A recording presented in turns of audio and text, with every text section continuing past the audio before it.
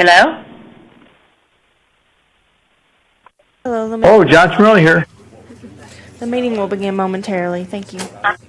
Thank you.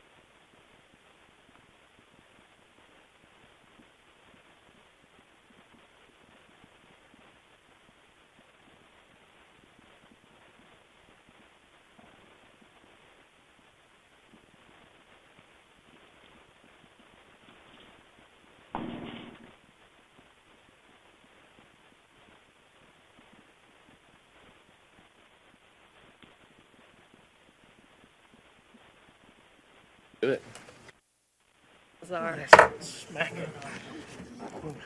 Okay. Welcome, everyone. My name is Jamie Simmons. For those who don't know me, I'm on the governor's policy team. I serve as his director of policy, and he recently has named me as chair of TSAC. So I appreciate you all being here today and apologize for my tardiness. I'll begin by calling this quarterly TSAC meeting to order. So, Madam Secretary, where are you? I'm right here. Please call the roll. Okay. Jamie Place. Here. Mike Kraus. Here. Dr. Presnell. Here. Ms. Hess. Here. Ms. Swim. Here. Mr. Turner. Here. Ms. Kirk. Here. Dr. Schulte. Here. Katie High. Dr. High. Here. Dr. Adcox. Here. Mr. Smorelli. Here. Ms. Hauser. Here. On by phone. Okay, thank you. Mr. Hughes. Here.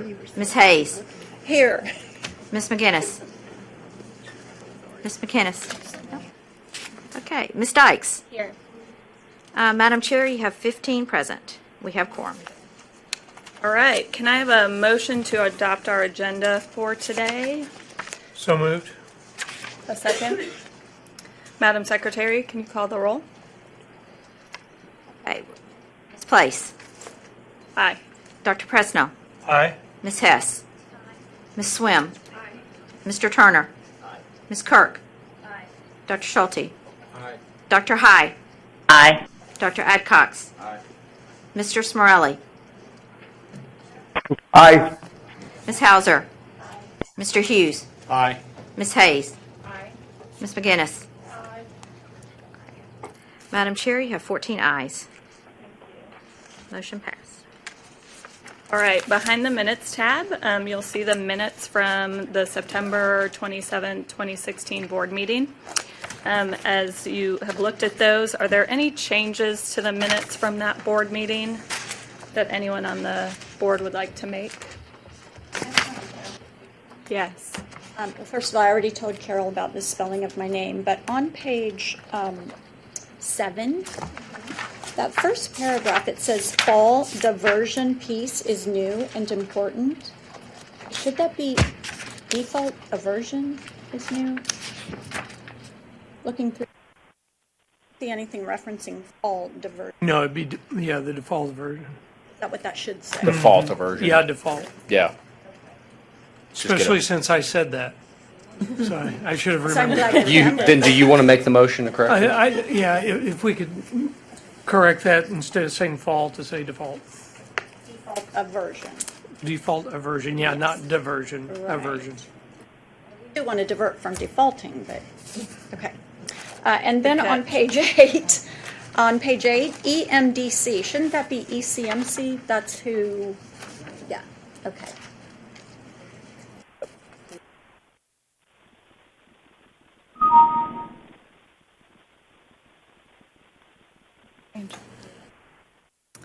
Any other edits? I move adoption with the corrections as noted. Second. Great. Madam Secretary, please call the roll. Place? Aye. Dr. Presnell? Aye. Ms. Hess? Aye. Ms. Swim? Aye. Mr. Turner? Aye. Ms. Kirk? Aye. Dr. Schulte? Aye. Dr. Hyde? Aye. Dr. Adcox? Aye. Mr. Smorelli? Aye. Ms. Hauser? Mr. Hughes? Aye. Ms. Hayes? Ms. McGinnis? Madam Chair, you have 14 ayes. All right, Chairman's report. So want to thank everyone for obviously being here today. I'm honored to chair this committee, this board. As you know, within higher ed, our state is really making a name for itself. Recently, you might have seen Tennessee has been featured on CNN. We've been featured in the New York Times. We are doing incredible things around higher education. So it's an honor to be here with you all to think through how do we continue to innovate and push forward. Tennessee Reconnect passed. It was kind of flew under the radar in light of Improve, but it did pass, and so we are thrilled that the governor is actually going to be traveling, doing a fly around across the state on May 25th. He's going to be going to essentially 3 TRCs, our Tennessee Reconnect communities, to sign the bill. So he's going to be in Morristown, Tennessee, signing the bill. He'll be, I believe, at Motlow State in Smyrna, signing the bill, and then he'll head out to Memphis as well. So he will sign the bill 3 times, which, you know, And we'll send procedural. out logistical information to the board. So that bill, Tennessee Reconnect, obviously passed with flying colors, and it's just an incredible opportunity that we as a state can say that now all citizens in our state have access to post-secondary free of charge, and it's something that we obviously will be promoting over the next 20 months, and hopefully as the new administration comes in, it's something they will hold up as a banner. So just honored to be with you. Obviously, since the launch of Drive to 55, we've seen first-time freshman enrollment has increased 30% at our community colleges, and it's increased 32% at our technical colleges. So huge numbers, things that we can really be proud of. We do still have a lot of work to do, though. I think, as we all know, we started behind as a state, and so while we are seeing these incredible gains and opening up the door of opportunity for our students, both traditional and non-traditional, we need to continue the momentum. So I'm just excited to be with you all today, and thank you for the opportunity to chair this board. Now I'll turn it over to Mike Kraus for the Executive Director's report. Mr. Kraus. Thank you, Madam Chairman. I never imagined when we sat together in graduate statistics I would be calling you Madam Chairman, but I'm happy to. appropriate. It is. Appropriate. It's very appropriate, and for those of you that don't know Jamie and the work she's done, it kind of spans, for one, immediately after the governor was elected, she became the governor's education policy analyst, then spent time at the Department of Education, is now back in the governor's office at a cabinet level position. She was on the design team for Tennessee Promise. She is chair of TSAC. I think will have a very unique insight. So happy you're here. Thank you. Let me, for my executive director's report, just talk briefly. No slides, mercifully, because we're going to get to a lot of those. First, I just want to talk for a minute about the internal transformation of TSAC that is ongoing, and that really is about an internal transformation that is about THEC too. And you'll see that all the way from things like joint logos. We view ourselves as one seamless team. The TSAC leadership team meet together. That's something that Dr. Deaton initiated that was just the right move. We are trying to seamlessly cross those organizational lines, but we also have to be clear. The corporation is a legal body with distinct duties from the THEC Commission, and we're happy we have some cross-pollination. We have a former THEC member, Sharon Hayes, on the corporation board, and then also Pam Coben, a THEC member who serves on the audit committee. So I think our goal has been, while respecting the very distinct legal duties of TSAC and THEC, to have a daily integration. I think it's happening, and really want to tribute the leadership team members from TSAC, in particular Tim Phelps, Jane Pennington, Diane Lejean, and Pete Abernathy, who have done a great job of transforming the organization. And then the reality is that TSAC's work, I would say, when it kind of caught fire when Hope was launched, its current level is something any of us would have ever imagined. The press that Jamie referenced. We're going to hear today an update on Tennessee Promise. I hope that will be a conversation, not a presentation, Emily and James. I know you all will make it so, but we have a Tennessee Promise mentor, we have a Tennessee Promise student and alumni, and I think it's a great chance for the corporation just to get a sense of how the program is unfolded. A couple of other notes briefly. First, I do want to take a moment to go way in the weeds on the eGrants transformation for those of you that aren't familiar with it. It is hard to underscore when we migrated what has been an external, massive data system internally. That's a really big deal, and it doesn't happen automatically. In our case, it has happened because a lot of people have cared about it. Tim Phelps, Robert Biggers, James Hawkins, and our data team. Just so you know, we now have a team of computer engineers that work at TSAC because we run this database internally, and I'm very proud of the work that was done. The first weekend it was launched, I will fully admit, we all kind of cringed for a couple days, and it has gone seamlessly. And there are a lot of people working outside of 8 to 4:30 at this agency to make sure that the data system is running. We still have work to do on it. In fact, there's significant maintenance that's ongoing, and I know that probably we won't be on the front page of New York Times for the eGrants project, but it's a big deal, and it allows us to serve students better. Second, I want to give a brief update on legislative session. As Jamie mentioned, this was Tennessee Reconnect passing really puts Tennessee in a completely different category from the rest of America. You're going to hear from Jessica Gibson and James Snyder today about how we plan to implement that. We are very close to what is essentially a defined month-by-month plan now to implement Reconnect in fall of 18. So just know we have people who are working hard right now. Having 15 months doesn't make us feel any less urgency, because the reality is we probably need to be reaching out to adults in about 3 months to begin preparing them for the next fall. So we're going to hear an update on that today. I'll also say a remarkable trend that's occurring in the General Assembly that's unremarkable because it happens every time the lottery begins to become really successful is most of the legislative work done this session by Pete Abernathy and Tim Phelps in particular is playing defense. And it's generally playing defense on great ideas. These ideas that we saw this session were great financial aid ideas. But I think that working with the administration and many members of the General Assembly, we tried to be very clear that while the Tennessee Promise, and we'll talk a little bit about where we are financially, it's a very good place. While that's succeeding, we want to make sure that we remain fiscally conservative. We have a Tennessee Reconnect program to fund now, which we'll talk about in detail. And we tried to just be, I think, very protective of the lottery funds. One of the programs that we won't get a specific update on today, but I expect we will in the fall, is we did have a bill passed that expands usage of some Hope Lottery Scholarship funds or lottery funds generally to middle colleges. And I think that it is a good thing to test. And we're going to test it at 7 of the colleges that have middle college programs. I'll also tell you, I think it's really okay for this board's default state to be protective of the funding. And as great ideas emerge from the General Assembly that our default state is, thank you, let us examine this, because we now have Hope Lottery Scholarship and all of the associated programs that we want to protect. Tennessee Promise, which obviously is now nationally visible, and now the Tennessee Reconnect program emerging. So we had a very successful session. I would expect, looking ahead to next session, we will see more good ideas that we will probably have to have frank conversations about. Finally, FAFSA. We will have an update tomorrow on where we stand as a state with FAFSA filing. Correct, Amanda?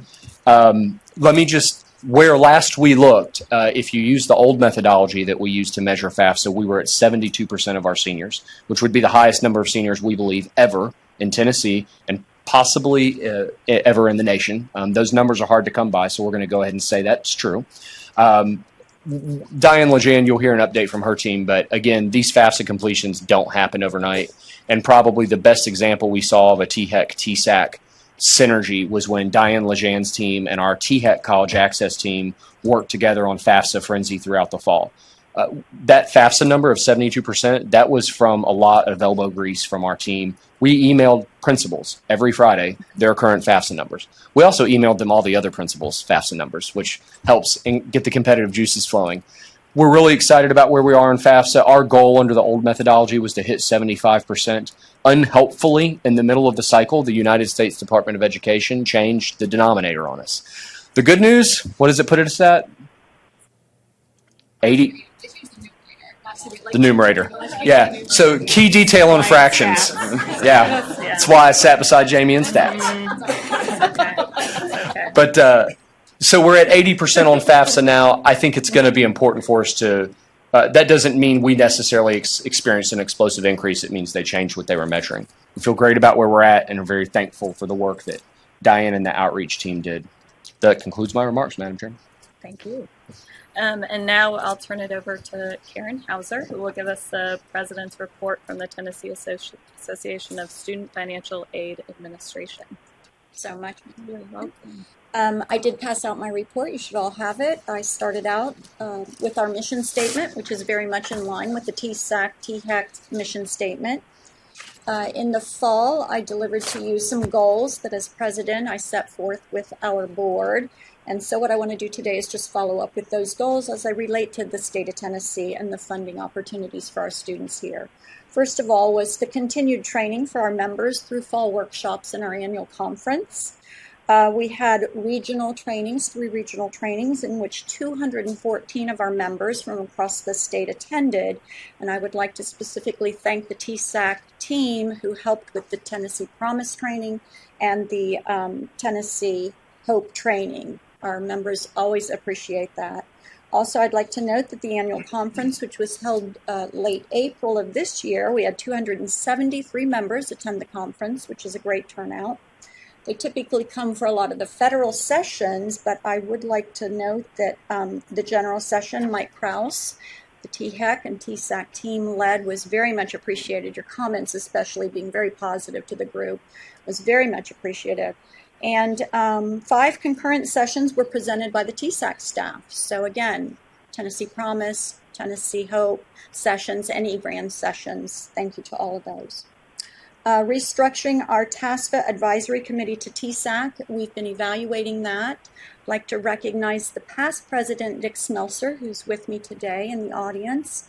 He will be meeting with Peter Abernathy and a few other TSAC team members to kind of discuss that board chair person on our board every year. Things are changing at THEC, TSAC, and we want to be in line and change too. Support the TSAC financial aid outreach efforts. It was my goal to work closely with Diane and her team on getting FAFSA completion done. We held a lot of institutional FAFSA completion events and just the communication partnership with her, as well as lining up our members to volunteer to do financial aid presentations. We now have a list so that the TSAC outreach team can tap into if they need help. So we're excited about that. Lastly, I wanted to do a visit to the state capitol, and that's kind of hard to do and plan because y'all kind of meet on the spur of the moment. So with that being said, and also the bills have been very positive. So with our first visit, we did come March 6th. We attended and observed the Finance Ways and Means Committee budget hearing, which included testimony from the president of the UT system, chancellor of the Board of Regents, and our executive director, Mike Krause.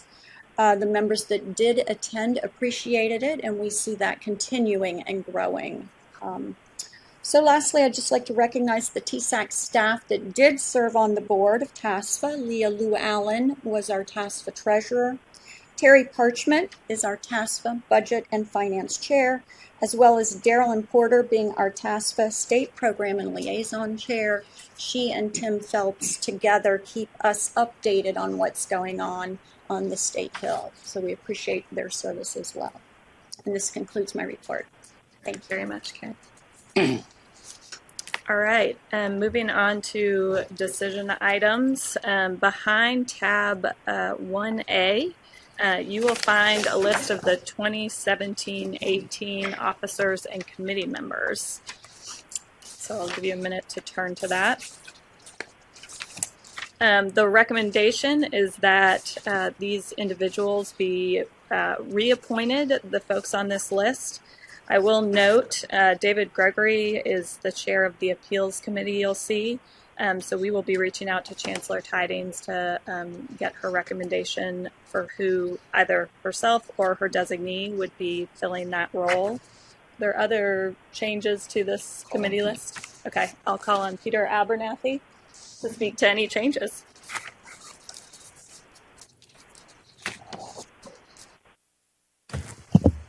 Thank you, Madam Chair, and Director Krause, members of the board. There really are no changes to this list other than a couple of names. Obviously, David Gregory will be rolling off as the Chancellor of the Board of Regents, and then under the Audit Committee, the Chairman, we're proposing that Sharon Hayes be the chair of that committee, and Dr. Presnell would continue on his role on the committee, but the opportunity to be chairman would roll to Ms. Hayes, and that would be the only changes. Peter, this is Katie. Did somebody mention earlier, was it Mike or somebody said that Pam Coben is on the audit committee? Did I mishear that? That's correct. She represents THEC. It's a combined THEC audit committee, and I believe this year there are 3 members from TSAC and 2 from THEC. Okay. Great. Are there any questions or discussion about this list or this item in particular? Chairman, Yes. the motion that we approve the slate as it's been presented with the corrections for the officers and committees, please. Do I have a second? Oh, yeah. Second. Second. Pass that gavel. Madam Chair, please take the roll. Okay, Ms. Place. Aye. Dr. Presnell. Aye.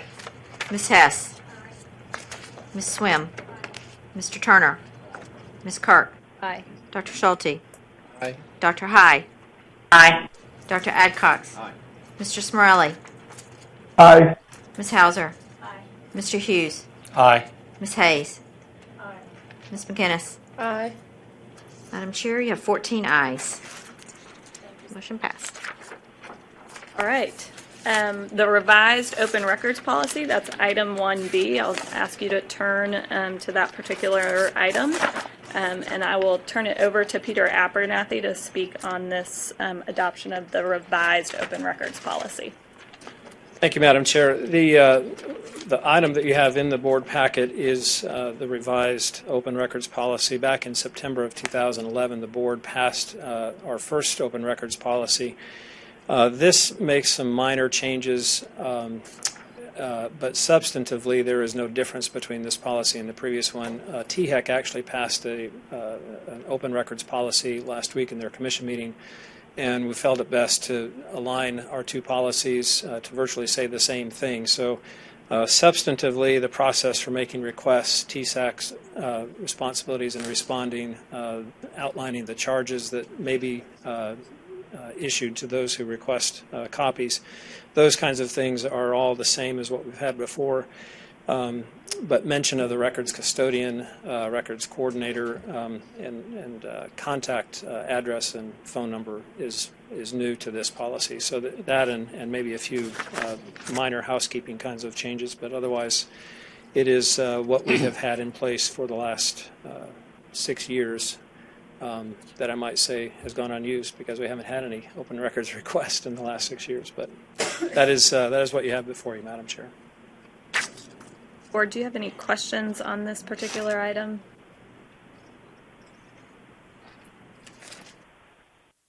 I have a motion to adopt the open records policy for TSAC. Move approval. Do I have a second? Madam Chair, can you take the roll? Who seconded that? Dr. Schulte. Place. Aye. Dr. Presnell. Aye. Ms. Hess. Ms. Swim. Mr. Turner. Aye. Ms. Kirk. Aye. Dr. Schulte. Aye. Dr. High. Aye. Dr. Adcox. Aye. Mr. Smorelli. Aye. Ms. Hauser. Mr. Hughes. Aye. Ms. Hayes. Aye. Ms. McInnes. Madam Chair, you have 14 ayes. Motion passed. All right, with that, we close out on decision items for our agenda today, and we move into the discussion items, and I'm honored to call up Emily House and James Snyder, who are going to give us a report on the Tennessee Promise Scholarship.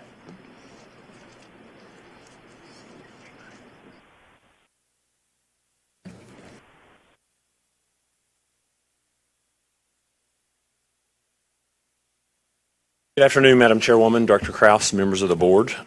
Dr. House and I are here to bring a brief update on the Tennessee Promise Scholarships. We're going to start with just a recap of what we presented at the last board meeting of year one. So just a brief summary.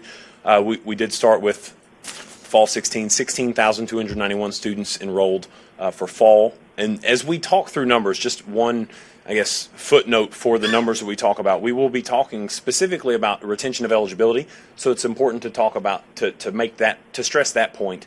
Some of the numbers that the Dr. House's team may put together will talk about retention of enrollment. So we may see some differences here versus what you may have seen or you may hear in other discussions as well. So then looking at spring of 2017, we had 10,917 students certified as eligible. Fall 16 to fall 17 is one of the things that we were looking at for retention of eligibility, and we also have some retention of enrollment numbers. But 6,601 students maintained, and that was as of the 8th of May, so a week ago. Fall 16 to fall 17 eligibility. Total cost for year one is the same as we reported last year, just over $15 million, with an average award per student of $934.35. And as we go through the slides, please, as Director Kraus mentioned, we welcome the discussion. I welcome any questions at any time as well. And James, clarifications. let's tease out exactly what we're saying here, which is the measure of success for Tennessee Promise will be how many of these students are still in college, not how many are still using Promise.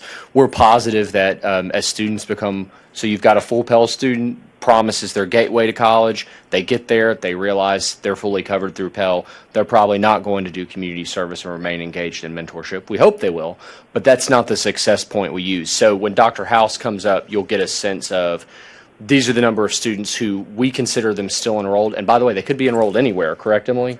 So they may have already transferred, and we consider that success. And that's just an important point to make as we evaluate Tennessee Promise. The good news is that $934 estimate is about right on the money that we estimated back in 2013. So the Tennessee Achieves estimates that have been the foundation have held true, and we're spending between $900 and $1,000 on each of these students. So then we go in and looking at year two, and we are still amidst certifications of year two, so these numbers are not final as we're looking at these. Fall 17, 23,728. Actually, I looked this morning, we added one additional student, so it's 23,729. So it's ever changing, ever moving numbers. Cohort 1, we had the 6,601. Cohort 2 represented 17,127, which is a growth year over year, which is great news for the program, just kind of displaying the further success, the further growth. We went from 16.2 to 17.1. So that, again, does speak to some of the successes, also some of the increase in the cost that we'll see. Spring of 17, we have 17,084 students to date that have been certified, 5,000 from Cohort 1. That could be an indication of students, again, transferring on, completing their programs of study. Maybe they had some dual enrollment while they were in high school, so they're finishing out and transferring on. So, again, indicative not necessarily of failure to maintain eligibility, but that completion and moving on. And then from Cohort 2, 12,064 students maintaining eligibility, roughly 70% maintenance of eligibility. So even if that is the only number that we're looking at from a maintenance of retention, that's a tremendous number to look at. So that speaks to the success of our partnering organizations and us as an agency as a whole. Projected cost for the for year two, it's roughly $26,500. That's our projected cost for year two. We're still finalizing that. We've got about potentially six more weeks of payments to make on this year two cohort. The average award the last time we were looking at this is just over $1,022. Okay, so the increase with a small increase in tuition costs, we are going to see the small increase in average award, but we're still in our projected margin of what we're budgeting for. And now I'm going to turn it over to Dr. House for a brief update, and then I'll come back and we'll speak some more. So James and I are doing what you're not supposed to do, which is switching presenters back and forth. So please forgive us for that. I think it's important to think a little bit about where these students are actually enrolling. And this has been very similar for cohort 1 and cohort 2. James will speak a little bit more about cohort 3, who is currently graduating from high school in some cases as we speak. High school graduations are happening. So what I'm about to say relates to both cohort 1 and cohort 2 of Tennessee Promise students. So about 85% of these students do enroll at community colleges. It's very important that when we talk about Tennessee Promise, we're also talking about the TCATs as well as the private institutions at which Promise students are enrolled. But for the most part, the vast majority of these students are enrolling at community colleges. And I'll talk about the retention piece in a second. I actually don't have a slide for that, but I do know the numbers, so I'll bring that up in a second. Thinking about who these students are and what they look like in terms of their demographics and their socioeconomic status, which for the sake of space is abbreviated SES up here. These students look very similar to students enrolled in community colleges prior to the program. So students are predominantly white. They are predominantly female, about a 60-40 split. On average, their ACT score is about a 19 and about a 3.0 high school GPA. So there are implications here for equity in terms of exposure and access to higher education for students who are non-white, for students of color, as well as, I'll get into the second point here in a second, but as well as students who are low income. So while this does look like it's always looked in the past, Tennessee Promise did not shock some students into enrolling in ways that are, it did shock some students into enrolling, but not students who are not traditionally represented necessarily. So there is room for growth there. The only difference to what I just said is that students who are Tennessee Promise students are slightly higher income. Not substantially higher, but a little bit higher. Fewer of them are full Pell eligible. And I actually don't have those numbers in front of me, but if anybody wants them, I'm happy to get them to you. These students are slightly higher income with regard to Pell eligibility.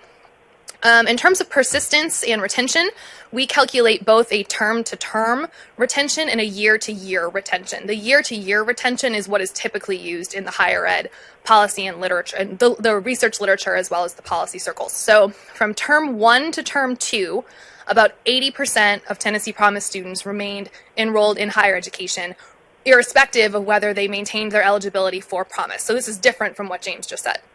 So term 1 to term 2 is about 80%, which again is commensurate with retention rates prior to the program. So this is a positive thing in the sense that Promise did not incentivize students to enroll like, okay, great, I'm going to go to college, and they drop out right away. That did not happen. Year-to-year retention overall, so year 1 to year 2 of Tennessee Promise students in total was a little bit over 60%. It was about 63%. And that was different at the TCATs versus the community colleges. At the community colleges, students persisted at a rate of about 58%. At the TCATs, they persisted at a rate of about 83%, 83 to 85%, which is not atypical when thinking about persistence rates prior to the program's implementation. So thinking about the TCATs and the wonderful work that they do, they have very, very high persistence rates and very high job placement rates upon graduation. And the same is true of the Promise retention rate at the community colleges as well. Any questions about that? Yes, Yeah, sir. I've got it. All right, so on the SES piece, related to the academic piece, so are the Promise students,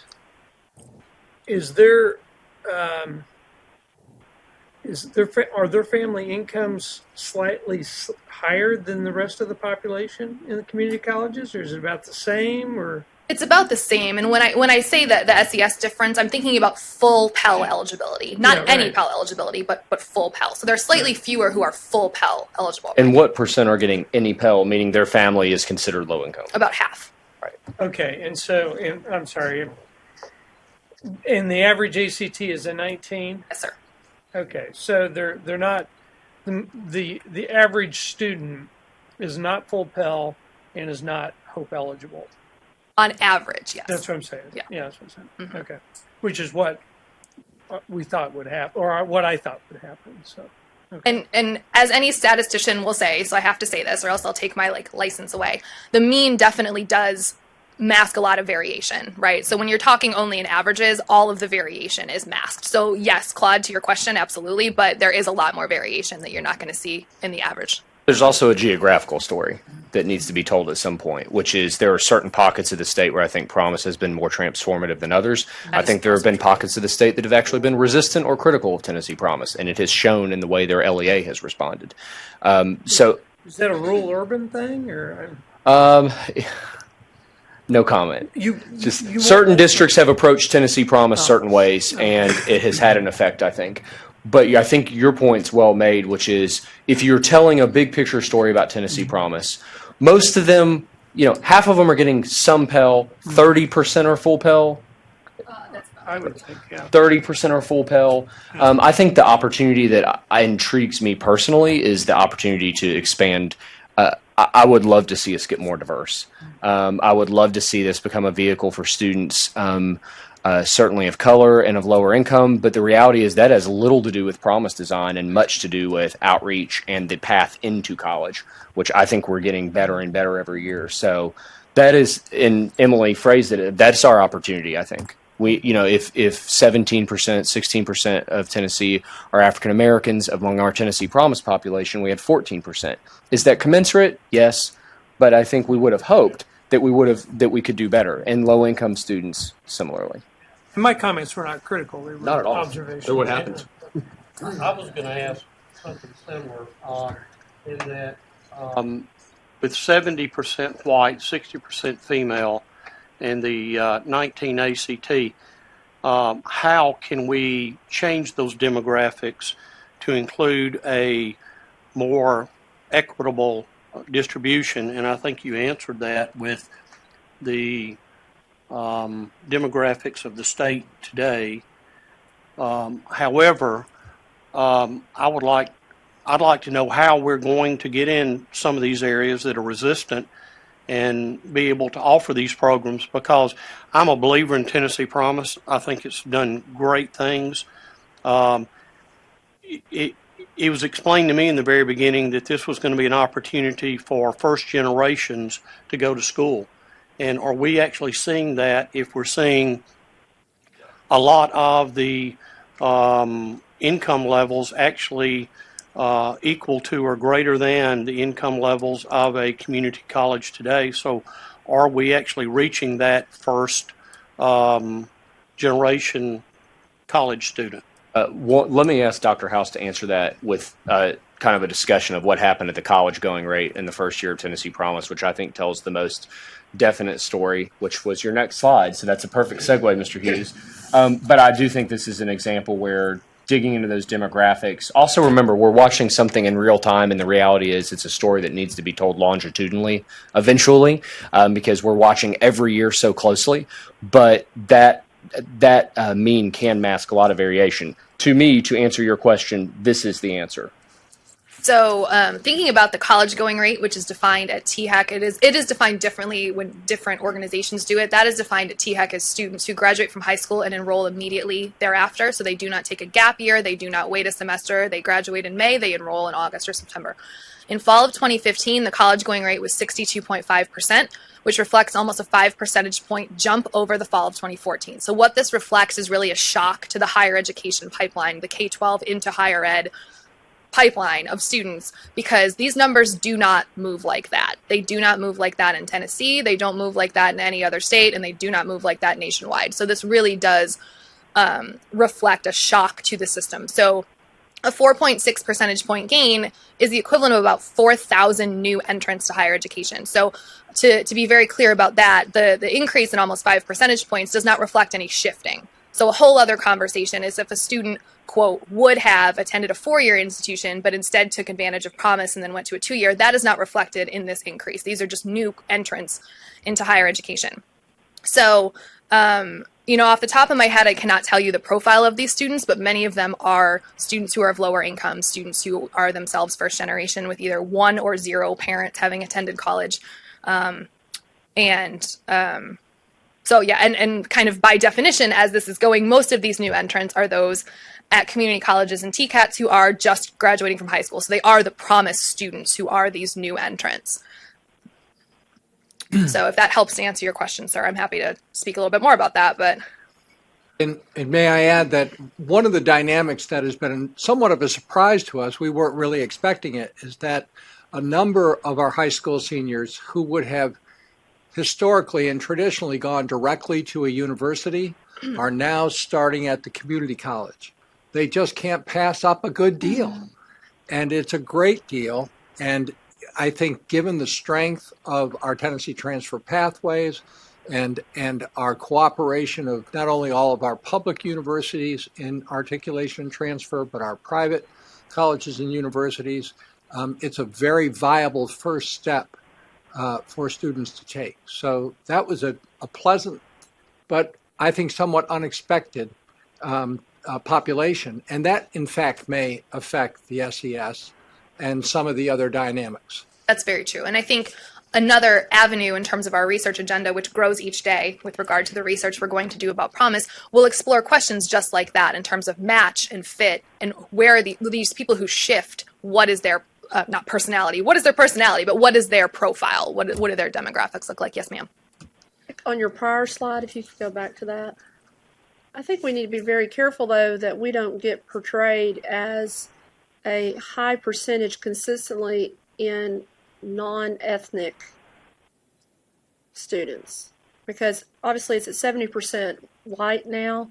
And granted, this is only the first 2 years, but it's a real opportunity to help educate and transition the mindset of those who have been resistant to this. So we have more diversity with other ethnic groups represented. I think that's very true, and Mike mentioned that as well, that if we were to talk about opportunities for promise moving forward, it's very much to think about the non-white student population as well as students of different income backgrounds. On your second slide, or the slide after this one, are we tracking to see once the students go and leave the 2 years and go on to the next level of higher education, how many of those students are requesting financial aid? We are tracking that, or I guess I should say we will begin tracking that now that students are transferring. So the first class of Tennessee Promise students graduated just in these past few weeks. Right. So we'll begin to see in the fall who transfers in the first place, as well as those who have what their aid packages look like when they do transfer to a four-year institution. And if they finish, we'll be tracking that too, to finish both on the undergraduate level as well as then the next That's level right. if they do graduate. Yep, and using our P20 system that we have data that runs K-12 all the way through labor, we would even be able to see their labor force outcomes. So obviously this is a few years down the line, but we do have all of the data in place to answer these questions moving forward. I think that would be a great story of success to show that if I didn't have Tennessee Promise, I might not be here today. Absolutely. With that undergraduate or graduate degree. Mm-hmm. And it again, it highlights, I think we're all so eager, me more than anyone, to track. We have to let some of the story unfold. Right. But that being said, when we launched Promise, we wanted to see three things. First, a FAFSA bump, which was hard to do because we were already one of the best states in the nation for FAFSA. That's the next slide, Mike. I'm Getting ahead of me again. And now, Dr. House, we'll talk about the FAFSA. No, keep going. I'm sorry. Go ahead. But that is the next slide.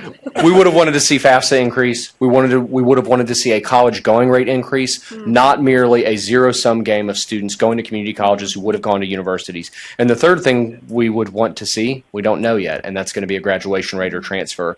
And as you all saw, we have graduations going on right now. In all fairness, we don't need to capture that until December. It's a 5-semester program for a lot of reasons. Juliana wanted to add something.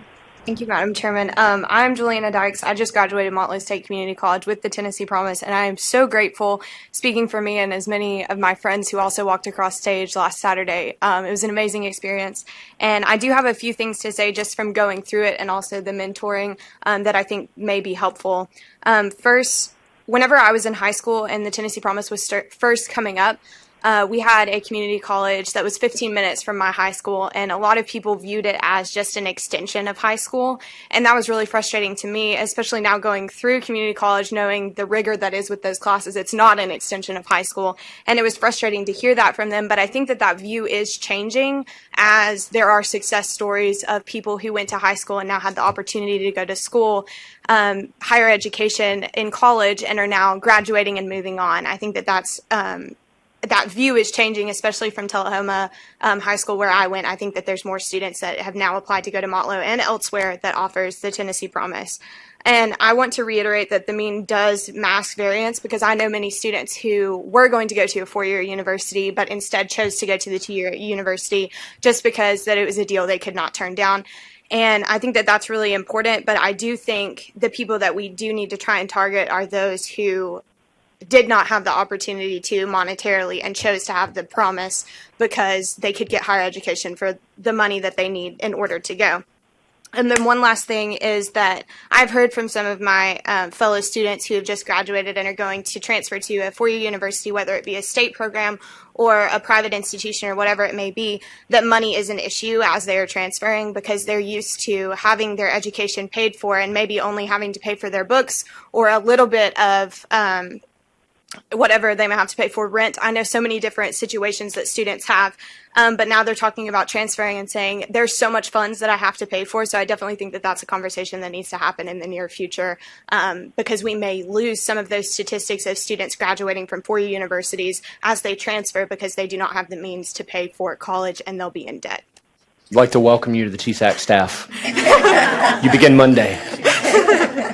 Well, that gap aid, the gap aid piece is something we've been talking about for years, and I think that's the big problem we have in the state is that it makes it easy. I mean, we have Tennessee Promise, we now have Adult Reconnect. That's really great, but making the transition to either a public or a private four-year is exceptionally difficult. So. And I just call it gap aid. It's really transition aid from 2 to the 4-year institutions. So. I agree, and I do know some students who graduate with their associate's degree and will go straight into the workforce, but the majority of the students who are graduating do want to go on and get their BS and further their doctorate, whatever it may be, master's. I'm one of those. I'll be transferring to the University of Tennessee at Chattanooga next semester. And I have many students that graduated too that will be going other places and have gotten some scholarships because of the opportunities that they've had. And that's another thing. I wouldn't have had the opportunities that I did have these past 2 years if I went to a four-year university. I feel like I would have been swallowed in the wave instead of being able to stand out and be able to be a part of TSAC, which I didn't even think was an opportunity. So I think it is great, but that is the main worry of mine, is that they're not going to be able to continue because of the financial aid issues that are continuing once they transfer. And there are a lot of institutions stepping up on that. I mean, Mike, you were at the Lipscomb piece, and I think UT Martin is doing it too. And so there are a number of institutions really trying to do that. MTSU has a transfer scholarship. But one of the things about that, and I know this because my son and daughter-in-law have just transferred to MTSU, is that those opportunities require early attention by the transferring student. So one of the things that we are focusing on the Tennessee Board of Regents and really with our partners throughout higher education is early engagement of transfer students in the transfer process. So last December, we were, the Tennessee Board of Regents senior staff met with the senior executives and faculty at UT Martin, at UT Knoxville, and at UT Chattanooga. And the constant theme was, tell us who's coming to us sooner. So UT Martin was saying that we have students from Dyersburg and Jackson State who are applying in December for January admissions. It's not enough time to acclimate them to university life, much less prepare them for the financial challenges. Were they aware that these students were coming earlier, they would be able to provide them with better guidance and perhaps with scholarships or other financial aid packages. So for years we've had a transfer degree in our community colleges. We now ubiquitously call that the university parallel degree. It's time for us to commandeer our resources to really prepare those community college students for the universities. So last spring in March, we held the first statewide advising academy. And in fact, want to thank the partners with TSAC, because each one of them were represented on a panel during that advising academy. And that was one of the key themes that came out of that, is prepare our transfer students by the fall of their sophomore year. Just like by the fall of your senior year in high school, you should be thinking about, where am I going next? Our sophomores at our community colleges need to be thinking that too. We're going to do everything we can to help them. This is Katie, and I'd like to echo everything that Dr. Schulte just mentioned.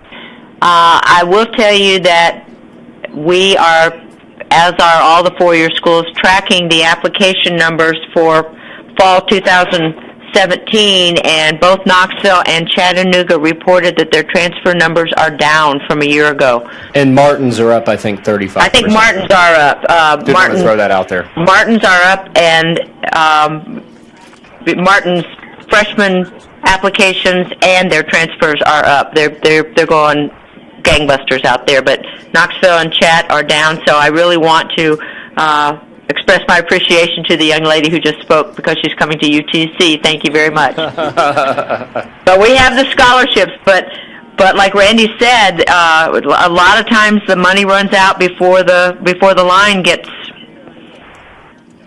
completed. So apply early. All right, so just very briefly, and then I'll turn this back over to James.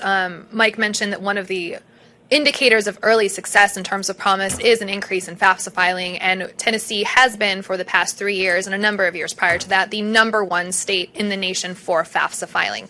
So before the change to the numerator that Mike mentioned a minute ago, which I won't get into the frustration about that, we were at about 71%. So about 71% of seniors this year who are currently going to graduate or are graduating right now filed a FAFSA, and that number is comparable to the prior 2 cohorts. So each of the 3 classes that are graduating in this new Tennessee Promise era have filed the FAFSA at very, very high rates. There has been a change to the way the Federal Department of Ed reports this data, so it will be a little bit more difficult to compare year over year, but we'll make it work.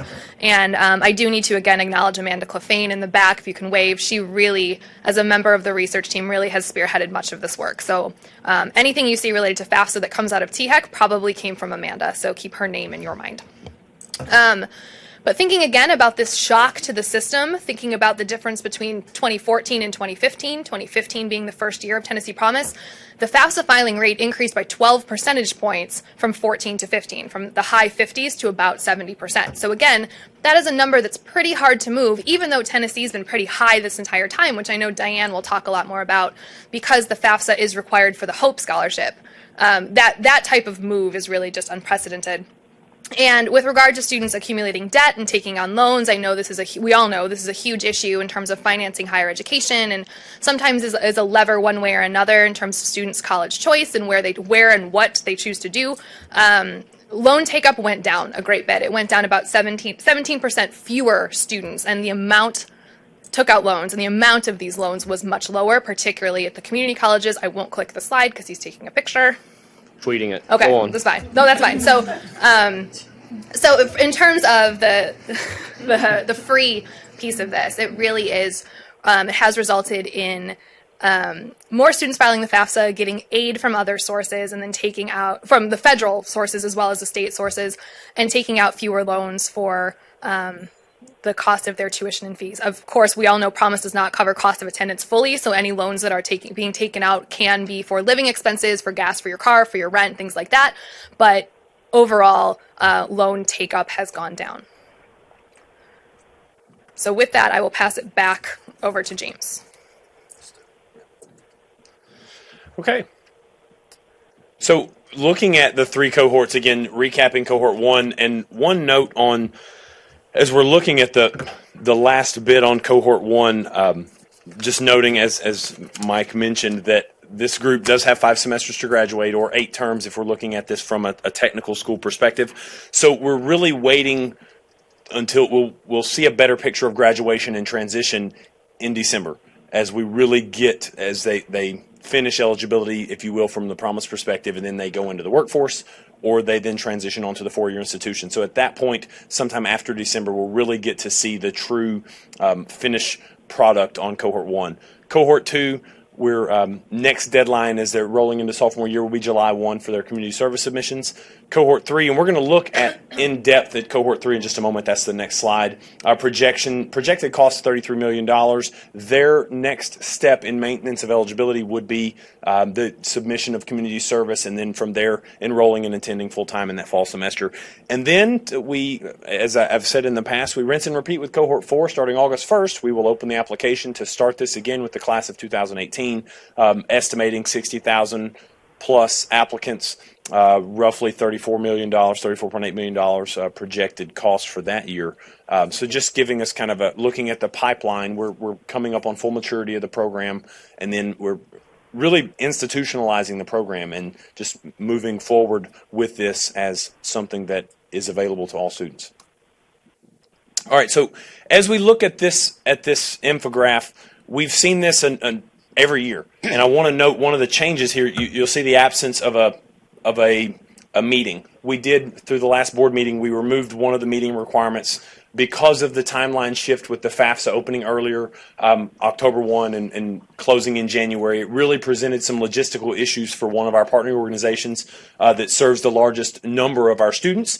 So we did shift that meeting requirement out, so you won't see that as part of the transition for eligibility, if you will. So the application opened August 1st, closed November 1st. We had a record number of submissions, nearly 61,000. So for historical perspective, we had 58 and change Cohort 1. We had nearly 60 in Cohort 2, and now we've had nearly 61 with Cohort 3. So we are seeing an ever-increasing number of applicants over the years. And we could look at this as speaking to the resistant LEAs, maybe we are breaking through slowly in some of those LEAs, and I could go in and really examine applicant numbers by county and really get down into that if we needed to. But that's good news that we're seeing that number ever increasing. FAFSA completion number was tremendous this year, over 51,000, nearly 52. We were nervous, I guess, just a little with the shift to October. With the January 17 deadline, it was early. We took an aggressive track as a team. TSAC, our partner organizations with FAFSA Frenzy, and Diane's going to really speak to that in a little bit. But the number was tremendous. We finished the mandatory meetings with nearly 37,000 students having attended their mandatory meetings. So we're looking at a huge pool, and this is specific to the high school graduates of potential promise students. Now, will we see 36,000 students enrolled at our community colleges and TCATs in the fall? No, we know that. Just looking at it historically, but this is a group of students, as I've said in the past, they're looking at this as their insurance plan, if you will. This is, in many cases, this is that last resort for a student. They may not know in their head that they want to go to the community college, but this program provides them that opportunity if something happens and they change their mind at the last minute. At this point, we're looking at July 1 community service submissions. We're communicating with all 36,000 of these and the remainder of the 13,000, roughly 12 and change that are still eligible and currently in college, communicating about the July 1 community service deadline. We got our first update from partner organizations Monday on the submission. We have nearly 10,000 submissions of community service already, which is a tremendous number of submissions at this time. I couldn't really speak to year over year what that is, but just anecdotally, 9,700 submissions with almost 2 months to go is a tremendous number of submissions of community service. When we're looking at 45,000 students, we already have 20% of that population with 2 months to go and multiple communications and reminders that they're going to receive. So that number could be astronomical, really, which is great news, and the service that we'll provide to the community through that community service. And then we'll look at fall 2017 enrollment with projections in that 16 to 18,000 range again, potentially for fall 17 eligible enrollees. A question? Yes, ma'am. Go ahead. How are the number of mentors for that community service? I mean, the numbers have gone up from the students. So is the number of adequate, quality mentors, is that keeping in pace? Because that was a concern early on in this, is that we would not have enough mentors to work on the community service part of it. Yes, ma'am. So Tennessee Achieves, being our primary partner organization that serves with volunteer mentors, they really did not experience any issues in recruitment of quality mentors to serve the students with the ratios. So I think that is as important as the financial Sure. piece, because that's helping these young adults learn servant leadership at a very young age that will carry them hopefully through, in addition to their education and financial assistance. Absolutely. And as a mentor myself, I know in year one I stepped back because I was trying to roll out the program, but this year I stepped in and mentored. I was texting with a couple of my students yesterday, and it's really neat I have all of the inside information, so I was looking at each of them, and I was like, all right, Daniel, you have done your community service, great job. Next step for you is next step for you is this. My brother mentor. Hey, but that literally spurred the student to respond to my text. I have not heard from that student in 7 weeks since I was assigned to him in the texts and the emails I've sent. But I said, hey, great job. Congrats on graduation. You've done your community service. The next thing for you is orientation and get your classes. And he was like, hey, thank you. I think he said awesome sauce. So, okay. But, that was really neat to having the inside information and being able to text directly with that student about his status right then. So, cool. And Karen, you would know this. The IRS data retrieval tool went down after January 17th, didn't it? Thank goodness. Yes, right, yeah. Yeah, so, but the hope is that'll be back up because that could have a huge impact. It could have an impact on number of FAFSAs filed. So. And I will, speaking to the IRS data retrieval tool going down, one of the integral changes that the board made last meeting was the removal of the verification deadline, if you will, for the law to trigger a loss of eligibility. That would have posed a significant issue for our students had the data retrieval tool already been or still remain down, which we anticipate it will. In essence, students simply have to complete the verification process to be paid. So there is no deadline that will trigger a loss of eligibility. We, in conjunction with our institutions, are aggressively communicating with the students about the need to complete the verification process.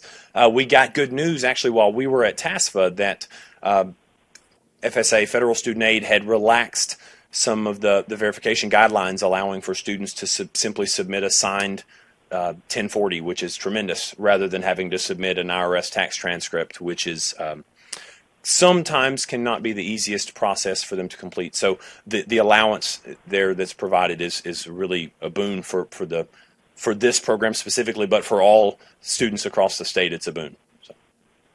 James, would it be possible for us to see on a map or by district where these 15,000 students are who aren't even applying to Tennessee Promise?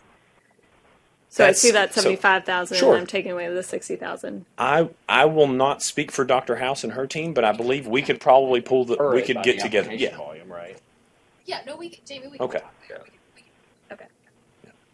I mean, I'm happy to say yes, she can get it for you, but I'm sure we can pull the data and get that to you guys for sure. Yeah, I'd like to know where absolutely where those are. Where each student is kind of falling off the pipeline. Yeah. We can do that by high school as well. That'd be good. Absolutely. Okay, and this, just a rehash of a slide we've talked about at last board meeting, and looking at this from a revenue and expenditures surplus and moving and balance forward, estimated values for 16, 17, 17, 18, and 18, 19. I will be happy to read the numbers to you if you would like, but this is an extremely wordy slide if I do so. So needless to say, we are in a very good position from a monetary perspective. So yes, then... So Reconnect will come out of this pot here? No, so my understanding, Reconnect will actually be funded from the Lottery for Education account. So it will not be funded, before. So it would come before a deposit into the Tennessee Promise account. Okay, then just, I wouldn't be a good board member if I didn't raise the issue again. We need to keep at the front of our mind when we can eliminate the sweep.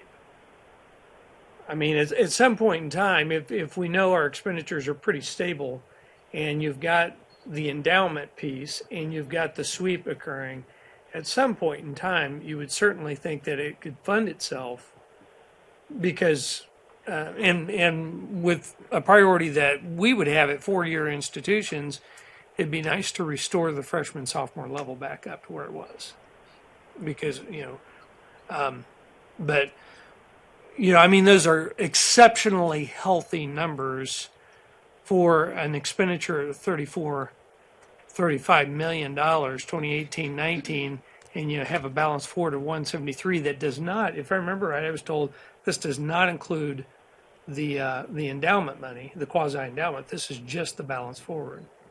Is that correct? That's right. Yeah. So what is the level of the quasi endowment? 361.5.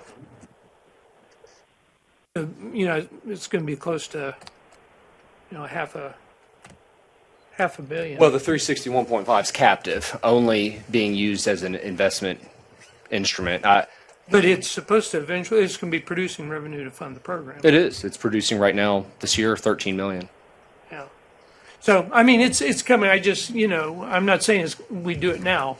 I'm just saying that I think that each time we look at that, because those numbers are far more healthy than the last time I saw this slide. So it's looking good. That's good. These are all good things. You've been playing Powerball. Yeah. I probably ought to play Powerball. I keep looking at those numbers up there thinking, God, I could retire. But anyway, I just, want to just say that we need to continue to watch the between those two things, because this is just the balance forward, cash forward, and then there's the quasi endowment too. And so at some point in time, you would hope that the expenditures look like we've got a good handle on them and the revenue pieces are in place to fund it. And therefore, we might be able to revisit. And again, my personal bias would be revisit a restoration of the freshman, sophomore level for the universities. So I say that every meeting. Shouldn't have surprised anybody. That I'll take. Nope. Forgive me. With that, I'll take any additional questions, any discussion. Thank you very much for your time. All right. Thank you so much to Dr. House and James for the incredible work you do with the data and keeping track of it and pulling out key findings. We appreciate your work. And with that, we'll move on to an exciting update on the Tennessee Reconnect grant. So I'm going to ask for James to come back up, as well as Jessica Gibson.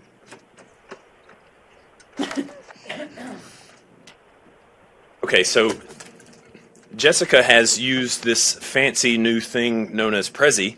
I'm not really used to these, so if I mess up the slide movements, I do apologize as we move forward. So I'm going to talk specifically about the rules of the program, as I'll be administering from TSAC's perspective. So I'm going to talk about that, and then as I joked with Jessica, she's going to talk about all the fun parts of the program, the Tennessee Reconnect communities, and all of that piece and how that ties us all together. Okay, so as we know, the program was passed. It will be signed into law next week. So when will the program become available? Fall of 2018 is when Tennessee Reconnect, as we know it, will become available. In a moment, we'll talk briefly about the CCRG pilot and the changes that were made and when those will become available. But just kind of running down eligibility requirements and who is eligible and the requirements. So students are required to submit a FAFSA. The FAFSA will serve as the primary application, similar to the Hope Scholarship, Wilder Navy Technical Skills Grant, TCAT Reconnect. And they must be classified as an independent student. And as we know, from an independent student perspective, there are a number of pieces that make that student independent. Age, 24 or older, veteran of the armed services, served on active duty, homeless or at risk of homelessness. There are, I believe, 13 of these requirements that could make a student independent. So it's not as simple as saying you are 24, you are and this is what makes you eligible. So we could have potentially an 18-year-old who chose not to use Promise but is classified as independent that could potentially use Tennessee Reconnect. So this could serve as a gap filler for a student who chose to not use Promise but realized that realized they made a mistake and now wants to go back in that regard. Not already have earned an associate or baccalaureate degree, so that would be a terminating event or making you ineligible for receipt of the Tennessee Reconnect Scholarship. You must have been a Tennessee resident for at least 1 year preceding the date of application. And one thing, and this we may flesh this out a little more through the rulemaking process, but with the FAFSA, similar to Hope, our vision, I believe, will be to have deadlines per term, so it won't be a single FAFSA application date making you ineligible or eligible for the entire year. So you would have an opportunity for fall. If you may have missed that, you would have an opportunity for spring, then an opportunity for summer. So to be the most accessible to our adult learners and the most flexible, if you will. And you must be admitted to an eligible institution, and one of the amendments to this, specifically to this legislation, was to amend the definition of eligible institution to expand this to essentially the equivalent of the Tennessee Promise Scholarship. So the eligible institutions for Promise will be representative of the eligible institutions for Tennessee Reconnect. So it'd be the same institutions. And then participate in a college success program, which is advising what my thought around this, and Jessica's going to flesh this out more, but my experience with Tennessee Promise, I've always associated the College Success Program and the TRCs with our partnering organizations to an extent. They're not going to be on that level of mentoring like the partnering organizations necessarily, but that's the best way for me sometimes to explain to a layperson that may understand what a PO's partnering organization's responsibilities are, what the same responsibilities may be for a TRC. Okay, so just to help you, to give you a kind of a picture before Jessica comes up to flesh that out a little bit more for us. And and I'll back up just 1 second. And financially, this will be a last dollar scholarship similar to Tennessee Promise to provide the adults the opportunity to attend college tuition, free of tuition and fees. Okay, so that's a tremendous opportunity for adult learners. So thinking along the same lines as Tennessee Promise, that's our vision for this for adult learners. James? Yes. The kind of the reflex response to independent student is age 24. Yes. And that's what everybody thinks of when they deal with the FAFSA. So is there going to be a place where the other criteria for declaring as independent will be pronounced and publicly, maybe that's more a suggestion than a question. Sure. So we do. I say we. Our outreach team has, and there are federal student aid PDFs, if you will, that we can make readily available on the Reconnect website. I think if they're not linked at the TSAC website, we can link those at the TSAC website to make that something that can help to clarify it for the quote-unquote adult learner, if you will, or what would be classified as an adult learner from a Reconnect perspective, so that we're targeting and helping to clarify to an 18-year-old that may be classified as independent, so that we're not missing that population and only focusing on a 24-year-old or 24 and up adult population. Absolutely. Okay, I'll make that note. So what does the passage of Tennessee Reconnect, what does that mean for the CCRG pilot that we saw from fall 16 now moving into spring 17? So a little bit of the historical perspective on the CCRG pilot. For fall, we saw 68 students, I believe it was, and roughly $100,000 of a pilot of 1.5 million and a half. So there were a number of roadblocks, hurdles, if you will, that were really preventing our adult learners from accessing the CCRG pilot, and these changes were proposed and passed to really remove those roadblocks as we move from through fall 17 into fall 18, full implementation of Reconnect. So when the bill becomes law, so upon passage or upon signature by the governor, these changes will take effect. So what I have been advising the current eligible institutions is, when I know that it's been signed, I will communicate to you, and you can begin then administering CCRG pilot based on these changes. So if you have June term enrollees, if this is signed on the 25th, 24th, 25th, if it's signed next week and June term beginning, you could then administer using these changes. So that's the important piece to help us get through the expense of that 1.5 million or the remainder of that. So reducing the number of semester hours required for attendance from 9 to 6, 6 being part-time, which matches with the Tennessee Reconnect. eliminating SAP as a requirement and shifting strictly to maintenance of a 2.0 grade point average at the end of the academic year as determined by the institution.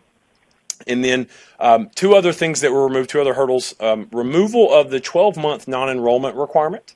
So we could be looking at a student that is currently enrolled that now meets the new requirements, and that student could be eligible for payment. And then the last requirement is removal of 30 semester hours toward an associate degree. So that requirement is now removed as well. So it really removes all those actual or perceived roadblocks that were preventing our adult learners from accessing the program.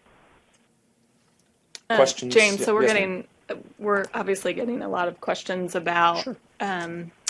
When does Tennessee Reconnect start? And it's hard to explain. It starts in fall 2018, but there's this CCRG pilot, so you probably could actually enroll in fall 2017. Just wondering if we feel comfortable saying, yes, adults who are interested in going back to school can access Reconnect now. Absolutely. Yeah. Okay. So what the communications have really been contacting your institution because there's still that limited pool of money. Yeah. Worst case scenario, they're going to tell you we have to delay you until fall of 18. But if the student has filed the FAFSA and is in fact eligible for Pell or TSAA, some of our other state or federal funds, then we can get that student in without needing the CCRG pilot. But yes, we would absolutely recommend the student to go ahead and communicate with the financial aid office, begin the process. The sooner the process is started, the better. Okay. Absolutely. Yes, ma'am. I seem to recall that Director Krause went on a road show, I'll call it, when Tennessee Promise was launched. So is there some sort of similar road show that has been occurring? And I might be stealing your thunder, you're smiling, so, you know. Jessica shall share all the details of the forthcoming roadshow. Okay. Okay, but yours was pretty good, Mike, so, you know. Jessica's will be better. To talk about all the fun things, I just get to talk about eligibility.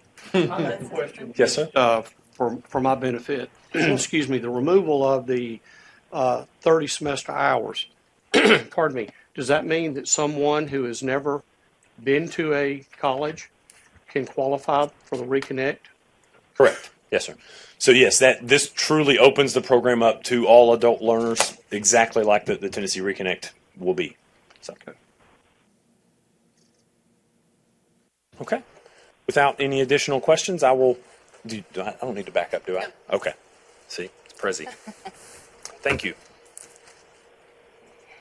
Thank you. My name is Jessica Gibson. I'm the Assistant Executive Director for Adult Learner Initiatives at TSAC. I want to dig into a couple of things.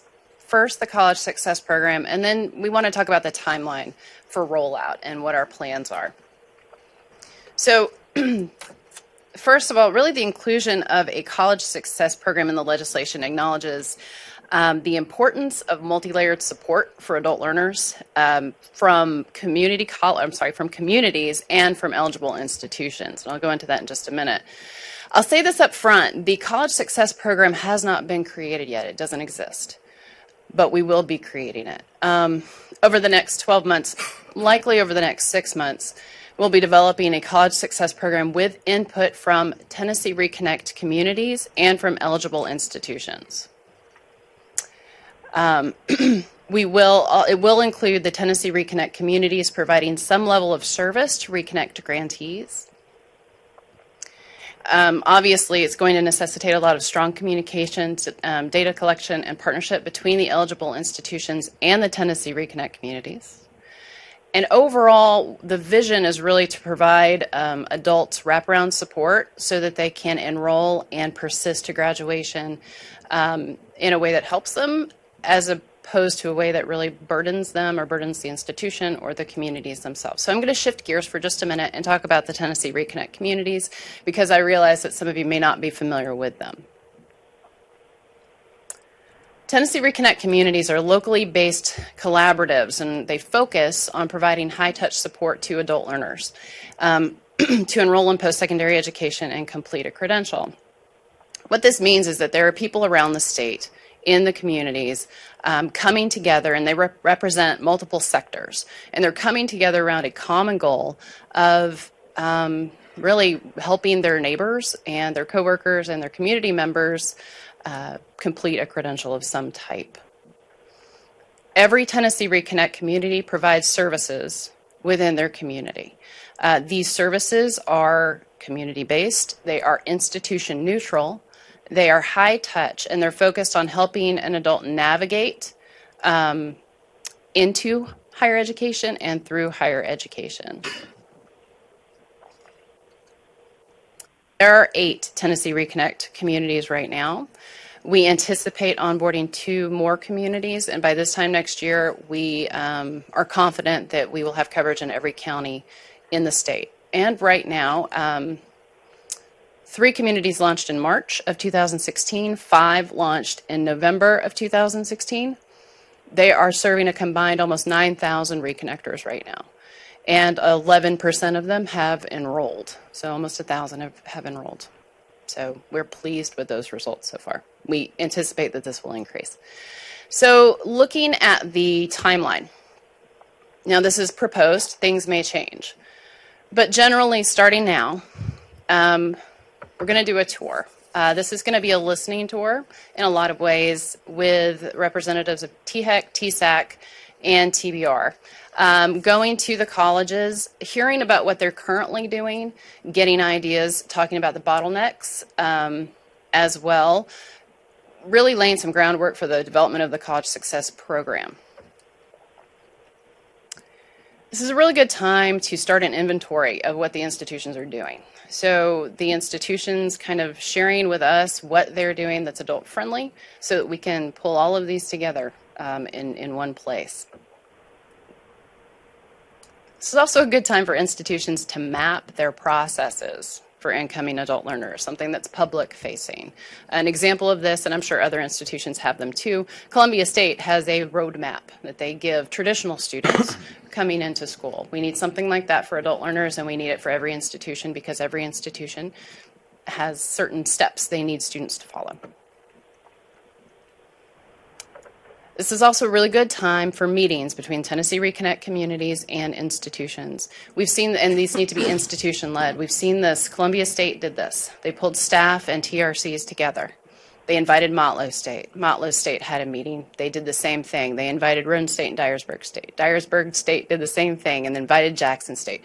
So we're seeing this happening. We want to see this happen some more. And as I mentioned before, we'll start the first stages of this College Success Program development. And we have an idea to create a Reconnect Fellows program where we identify faculty and staff from the colleges to travel to other colleges around the state or around the nation that are doing really great things with adult learners to learn, to bring back those ideas and see how they can implement them on campuses here in Tennessee. So that's summer. Fall. This is when we can start this cross-institutional sharing. What are you doing that's working? How can I do it in my institution? Some cross-pollination and some training between institutions. A Reconnect Academy. TBR is going to convene a Reconnect Academy with inviting all eligible institutions, I believe. Teams from each institution to take a day and go through Reconnect. Do some strategy. Begin messaging and marketing plan development in earnest. I'm sure we'll start talking about it this summer.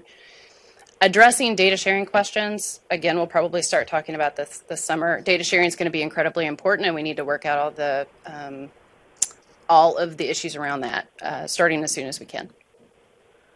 And in January, we hope to have the College Success Program framework complete so everyone can start getting used to it. Messaging and marketing plan development complete. And in spring and summer, we really do see institutions enhancing or implementing new strategies to serve adult learners. So what we've done, and what we are starting to do right now, is we're asking institutions to designate a Reconnect czar, and we're going to change czar. I've heard czars, we're going to change the word czar, it's going to be something else. But the point here is that we need somebody at every institution to be our contact. Ideally, this person should be someone who works with students, but has a direct line to the president and can speak to the president about what's happening.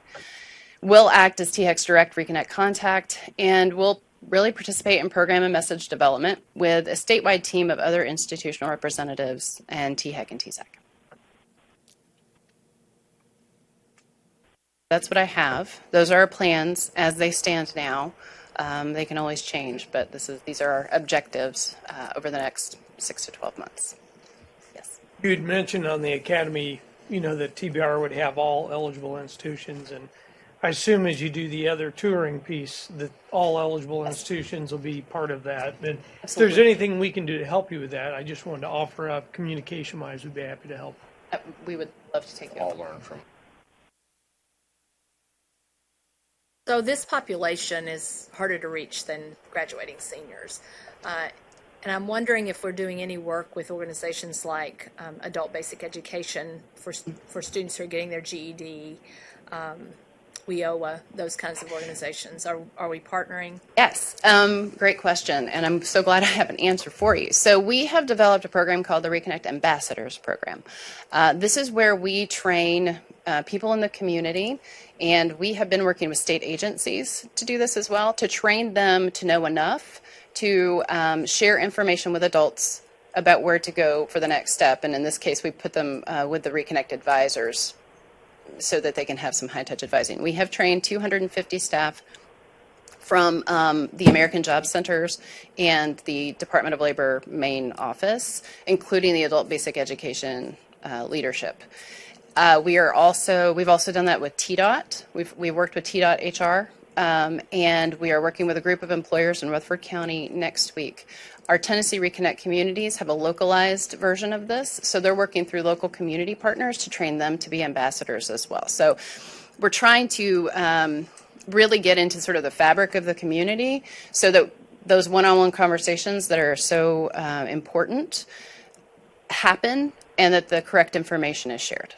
I will tell you something that we're also just beginning to think about at the department is a 2-gen approach, and I sit on the children's cabinet, so they're always asking us about 2-gen.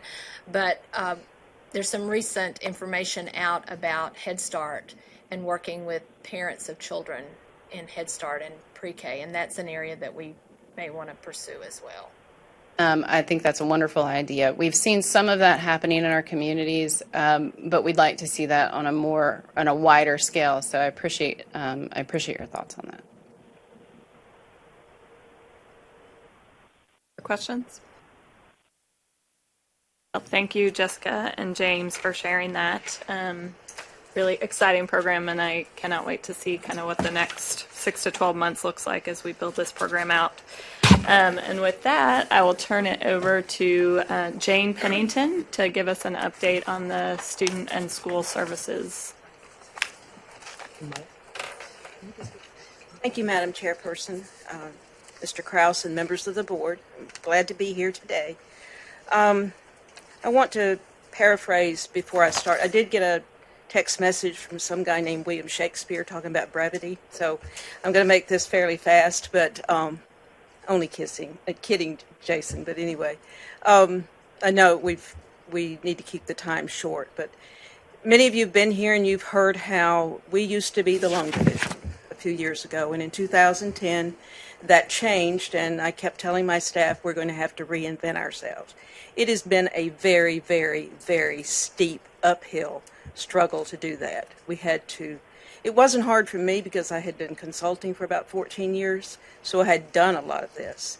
But it was difficult for my staff to relearn it. But they got behind me. Sometimes we were pushing each other up. But we feel like, thanks to a lot of support from Mr. Krause, I want to recognize him for that, and from Dr. Deaton before that, we have finally gotten up to a point where the climb is not quite so steep, and we're very excited about it. There's been some major changes just in the last few weeks. We're now the Student and School Services Division. We still work a great deal with student loans. I've heard many of you talking about keeping students from borrowing any more than they have to. It's a real issue, a national issue right now with the debt load of defaulted student loans. So we're working to help schools and the students that maybe are attending or have attended those schools in the past to get a handle on this default situation. So we're still working very much as we had before with student loans, but we're getting into some other areas also. And I'm hitting the wrong button.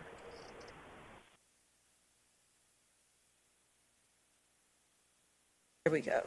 This is my staff who are mostly out on the road. You've seen these pictures before. These are members of what I call the inside group that work mostly in the office. The four on the far side work here at the TSAC offices. Miss Debbie Knuckles is a representative working from her home in East Tennessee, doing all sorts of activities for schools, students, etc. Counting this up, and I swear I'm not 100 years old, but with the years of service in the financial aid arena for this entire group, the two pictures you've just seen, is a bit over 260 years.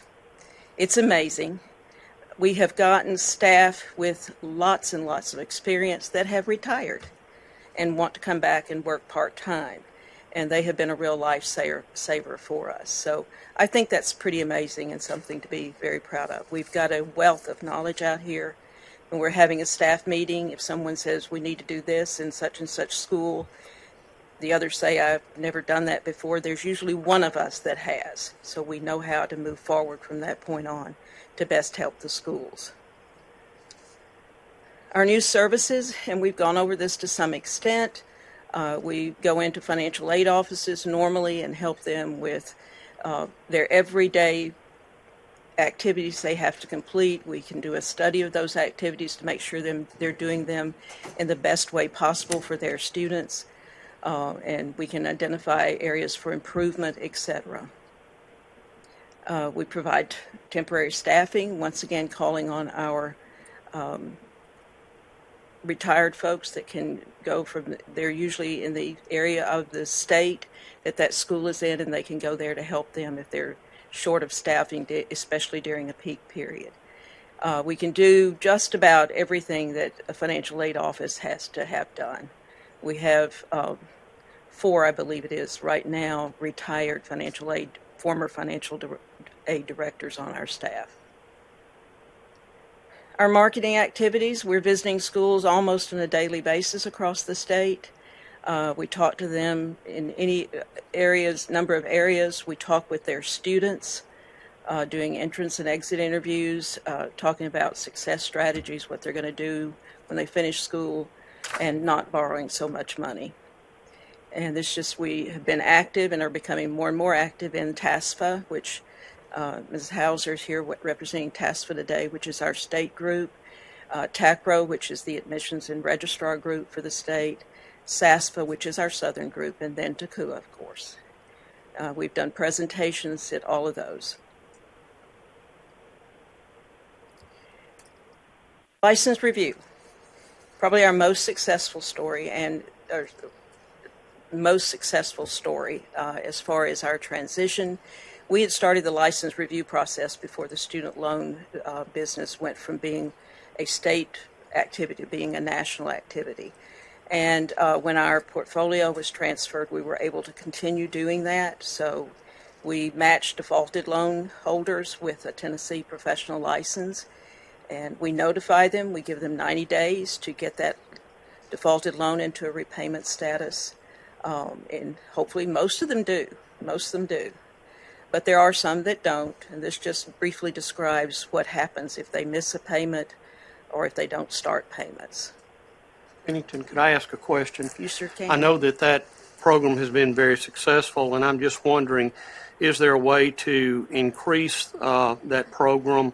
Is there, and I don't know the legality, I'm asking, is there a way to get the IRS involved with some sort of recovery, assisting through skip tracing or through returns in which there is money that's available going back to that individual that we're able to grasp? And do we ever do anything such as garnish wages or anything of that nature? We can no longer do those things like with the IRS or garnish wages, but the holder of the loan is doing those things. Okay. So if a defaulted borrower has a loan held... Well, I knew that it had been transferred, but because of the license review and you matching those up, I just wondered if there was any other way to approach that recovery. So it's being approached, okay, either during this process, before or after this process. Thank you. This is just another avenue of making those collections. Thank you. Ms. Pennington, of the people that have license review where their license is in jeopardy, how many actually advance to the second and third additional missed payment? Not many. There's quite a few that go to the second level. I would say probably 35 or 40% that may miss that second payment. But after that, we emphasize, we tell them exactly what's going to happen with every communication we send to them. So it's very rare that we get to the fourth level, but we have.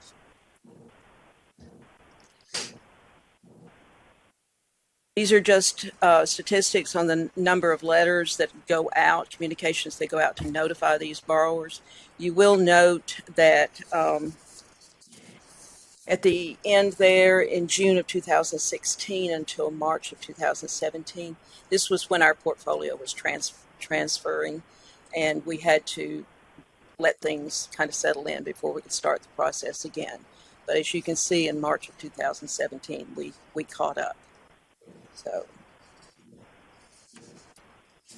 this breaks down the licenses that are affected. You can see by the large pink area, and I believe that's DOH, the Department of Health. And that is a licensing board, but it also has many licenses within that board. So we're looking at anything from a nurse practitioner to a doctor or surgeon.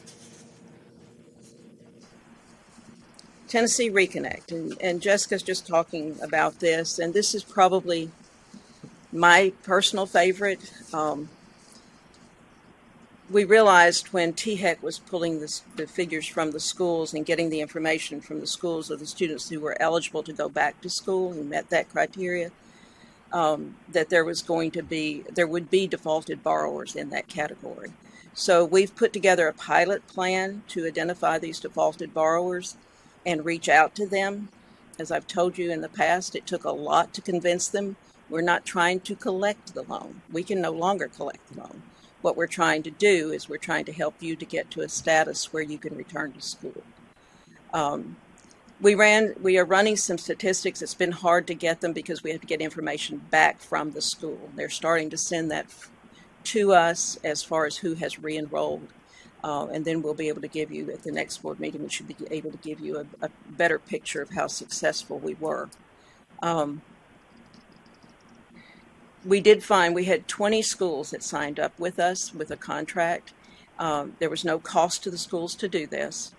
And we did find that of the number of THEC identified students that were eligible to return, compared to the number of those students for each school that were in default, it was between 14 and 15% with all the schools averaged together, which is very close to our national average.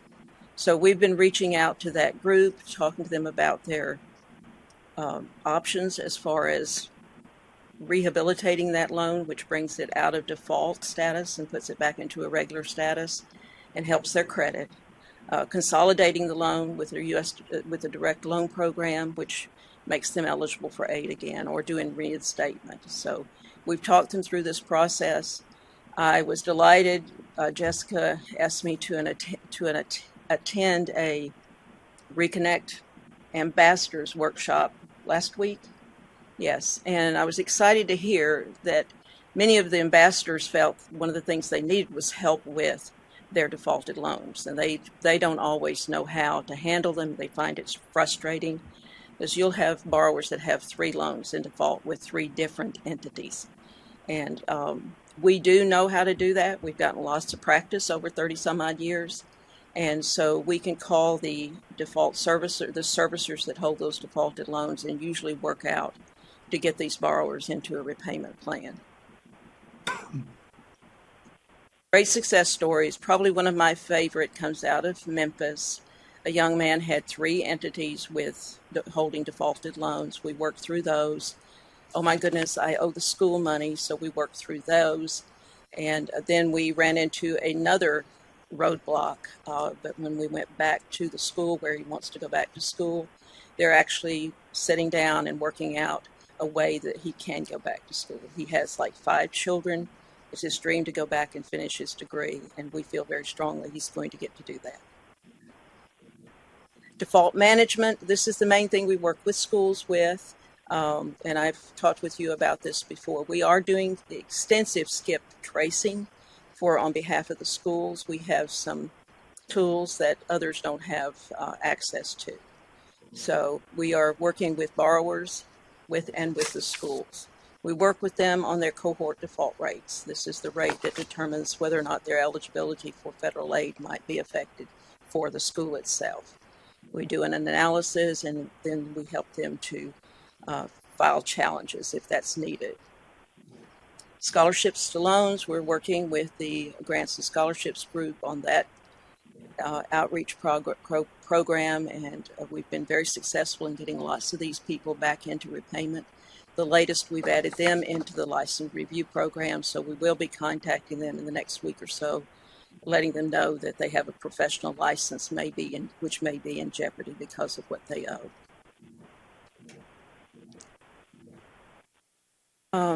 Tennessee Achieves, we have several people that are volunteers with that program. We're doing workshops with their bridge program and have been very active in this process. What we've found through this process is that we're well known as professionals in the state of Tennessee. We now have people actually coming and asking us if they can come to work for us.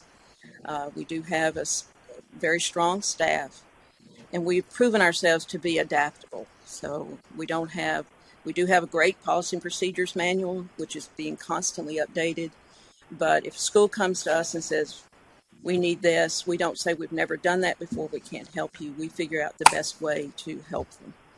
And the last thing, if it's all right, we did recently get a contract signed with the TBR to work with their 27 TCAP schools. So that will be our first big project. We're very, very excited about that. We do have contract with Lane College, which is being continued again, Columbia State Community College, which will be continued again, and we now have a new one also with Austin Peay State University. So we've reached the top of the hill, and hopefully it'll be a little easier from this point. Any questions? Thank you. Thank you, Jane. We appreciate that update. Now we'll move on to an update on communication services. So I will turn it over to Diane Lejean. Thank you. Good afternoon, Madam Chairman, Mr. Kraus, members of the board. Within the last 6 months, the communication services team has hired 2 new employees, and I wanted to give you just a brief update there. The first is Jonathan Donald, if you'll wave. He is our new outreach associate, and he's working closely with Jason and the outreach team. We are looking to increase the outreach services that we provide to the legislature, and he's going to be our main contact, spending more time over there in the spring. So we're really glad to have him on our team, and he is a graduate from UTK. So we're glad to have him. In addition, Devora Ramey joined our staff in the call center as a communications representative in March, and she's not here because she's answering phones right now. But she's doing answering phones and doing our live chat inquiries, and we're pleased to have both of them join our team. So normally in my presentation, I provide a map with our outreach regions and then all of our social media links. And I didn't do that because you've seen it. And then I looked around and there's a lot of new people. So all of that is on our website. You can see some of the things that we're doing with regard to social media and how we structure our team on the website. We have 7 regions across the state. We have an outreach specialist in each one. We are in every high school. We are on every college campus. And so I'll provide that next time as well for those of you who are new.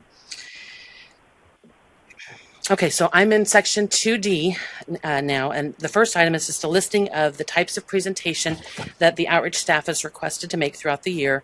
And all of our the services that we provide are to Tennessee residents, and they're all in support of the Drive to 55 initiative. So you can kind of see we do presentations and FAFSA workshops and junior nights and those kinds of things. As you can imagine, since the FAFSA application opened for the first time October 1st, which is 3 months earlier than ever before, FAFSA Frenzy really has become a pretty high priority for us. If you notice, we did in that snapshot in section 2, we did 516 FAFSA Frenzy events, and there were about 10,000, almost 11,000 students that were able to participate, and that's quite a jump for us from last year. You'll see, however, in the next section on the Tennessee Promise app workshops, while we started to do more of those the year before, we had to do fewer of those this year because of all of the work that we were doing with the FAFSAs, but we ended up kind of piggybacking the two, and so you'll see why, while the number went down in the number of workshops that we did for Tennessee Promise, the actual number of students we helped increased, even though there were fewer, but that's because we were pairing it with the FAFSA Frenzy and having the kids come and sometimes be able to do both in that one window of October. So that just kind of gives you a snapshot of the activity and the numbers that are associated with that. So if you look at all of the numbers, and this is just through April, the outreach activity and the incoming calls and the live chat, this year so far we've touched about 125,000 Tennesseans, and that number, Lord willing, will continue to grow. So on the next page at the top of for the next section is just kind of a drill down into some of the events and some of the presentations that we're doing. And you can see we're at the Boys and Girls Clubs and we're at churches. One of the things that we're not tracking yet, because we really only have 1 or 2 a year, is we're even in the women's prison talking to the women there who are getting their GEDs on what they can do then to take the next step and go to college. So our outreach really does go statewide, and so that's pretty exciting. In section 3, just real quick, call center stats.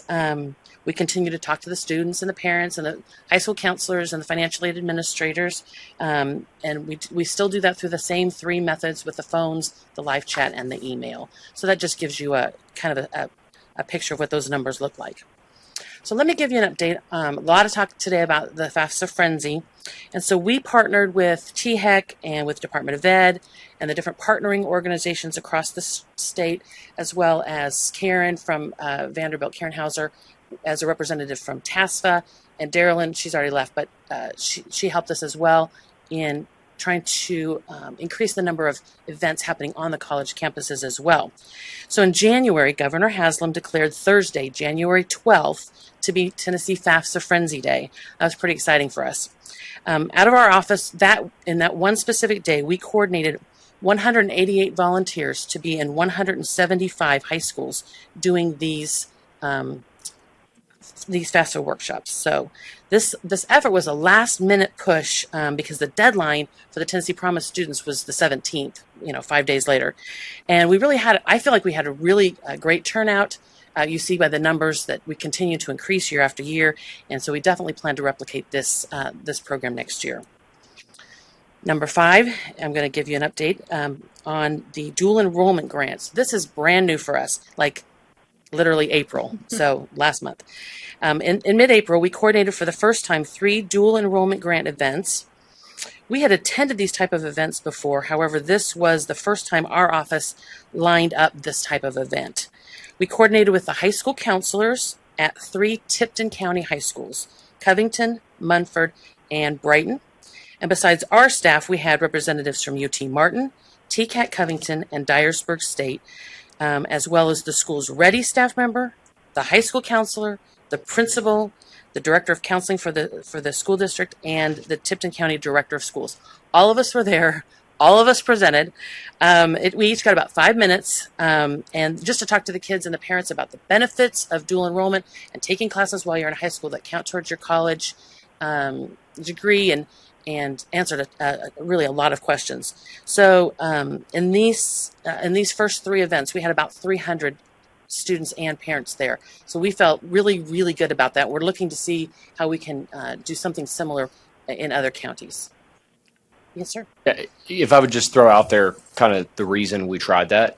So dual enrollment as just a general program in Tennessee is still undersubscribed. Most of the students taking dual enrollment, Dr. House will know this intuitively, but these are high achieving students, vast majority white with a median income of $80,000 for their household. And so the students taking dual enrollment are the students already going to college and they're using it to show up to UT as a sophomore, and that's great. But we think there is space, and this aligns directly with Commissioner McQueen's vision for early post-secondary, for us to begin expanding dual enrollment to a lot of different types of students rather than only elite students. So Tipton County was a testing ground. We had never advertised dual enrollment before, I don't think, had we? Which, we do talk about it, but right. but not to this. Not as an intentional act. Yeah. And so 300 parents and students coming after hours to hear about this, I thought was encouraging. So the next step is let's see what happens in the fall.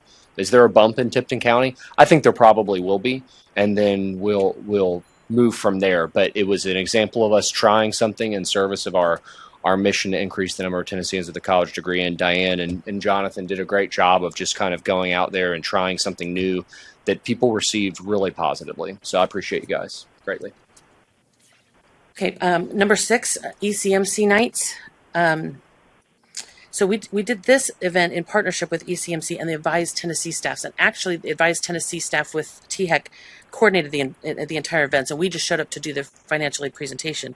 But we did 30 junior nights across the state, and ECMC handed out 3 scholarships at each night and served pizza. It was an incredibly good turnout. We were really, really pleased, and we definitely are hopeful to participate in that program again. And then lastly, each year we produce this, and it's kind of a baby, and other times I just hate when I have to see it, but I mean it takes us 4 months to do this. But this year, and we always do the inside, we update it with all of the legislative changes and add in any new programs and all of those kinds of things. But this year, we're going to change the outside as well. And I'm pretty excited about this. So for each panel, we're going to add information. It's always been geared towards the high school senior and the parents. So we're going to gear towards a different audience. So one panel is going to be the Hope Scholarship. One panel will be Tennessee Promise. One panel will be the Tennessee Reconnect. One panel will be Dual Enrollment Grant. One will be STARS, which is the state's 529 College Savings Plan. One will be Tennessee Transfer Pathways. And the final panel will be the Strong Tuition Reimbursement Program for the National Guard veterans. So we really are hoping that this piece will be used by, just a wide array of folks that can benefit from the information that is provided. We're still in the development stages, but we're really excited that it'll be more comprehensive and it will reach a wider audience. So that is my update. I'll answer any questions. I have a question. Yes, ma'am. Does the dual enrollment grant pay for the entire cost of the student to attend? The first 2. So Those every first 2 Tennessee student courses. receives 2 free courses, which is a 2-year-old policy change that actually Jamie spearheaded when we were in the governor's office together. The 3rd course, you receive $200. The 4th course, you take a pause. And then after that, if you go to your 5th, 6th, 7th, and 8th course, you can eat into your Hope Lottery scholarship allotment. I would just, again, I'll step on my soapbox at all times to say, there's a lot of conversation about dual enrollment. Dual enrollment students are a very vocal group, but I worry that the conversation has focused too much on this minority of our students taking dual enrollment and not enough on the larger pool. And the example is when we went to 2 free, I'm looking at Tim, we saw a significant increase. And that's been 2 years now, I think we've done that. So that was encouraging. The 2 free is a big deal. Any expansion we can make in that in the coming years will be positive. And I think thinking ahead to next legislative session, it's fair to start asking, do we need to go to a 3rd course perhaps free?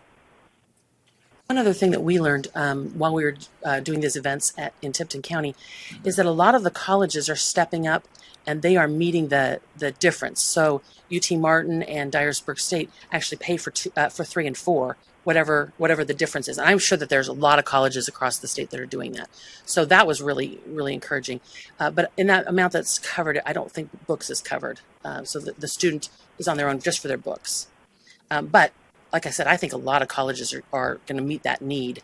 The student still has to apply, even if apply for our grant, but the school meet the difference. Yes, sir. Is there any plan, or perhaps it already exists, to put this brochure into an application software kind of model? And you mentioned the App. transfer pathways, make it Yeah. an app, yeah. Okay. Great idea. It is available online, yes. But- I have talked in the past An about app, an app. though. It Yeah. was, at the time, it was cost prohibitive. Perhaps that Yeah. has changed with technology. We should work on that. We could take a look at that, yeah. We're But it reading- is available online on our website. It came to mind because you mentioned having a panel on the Tennessee transfer pathways, and we're in the midst, in fact, we're very close to the launch of a completely redesigned Tennessee transfer pathway. We gave the community college and TCAP presidents a preview of it just this week, and so it's not done yet. But what's really cool about it is that it is sizable to whatever device you bring it up on. So that if you're looking at it on your PC, it'll fill the whole PC up. If you're looking at it on your phone, it comes down. But about 60 or 70% of our users, meaning our students, live and breathe by their phones. You're nodding. So it's just a suggestion. It might be a good time to investigate the feasibility of that going forward. Completely agree. Yep. And I think we need to pivot hard to that. So thank you. Thank you. Thank you, Diane. All right, Diane, thank you so much for that update. I know your team travels a lot and gets out across our state, so we thank you for all the work that they do. Now I will shift gears to item 2E, discussion item 2E. I will hand it over to Peter Abernathy to talk about to give us an update on the operating fund. Thank you, Madam Chair. Item 2E is just a brief update on the operating fund for the benefit of those who are new to the board as a designee, or perhaps you've slept since our last conversation on this.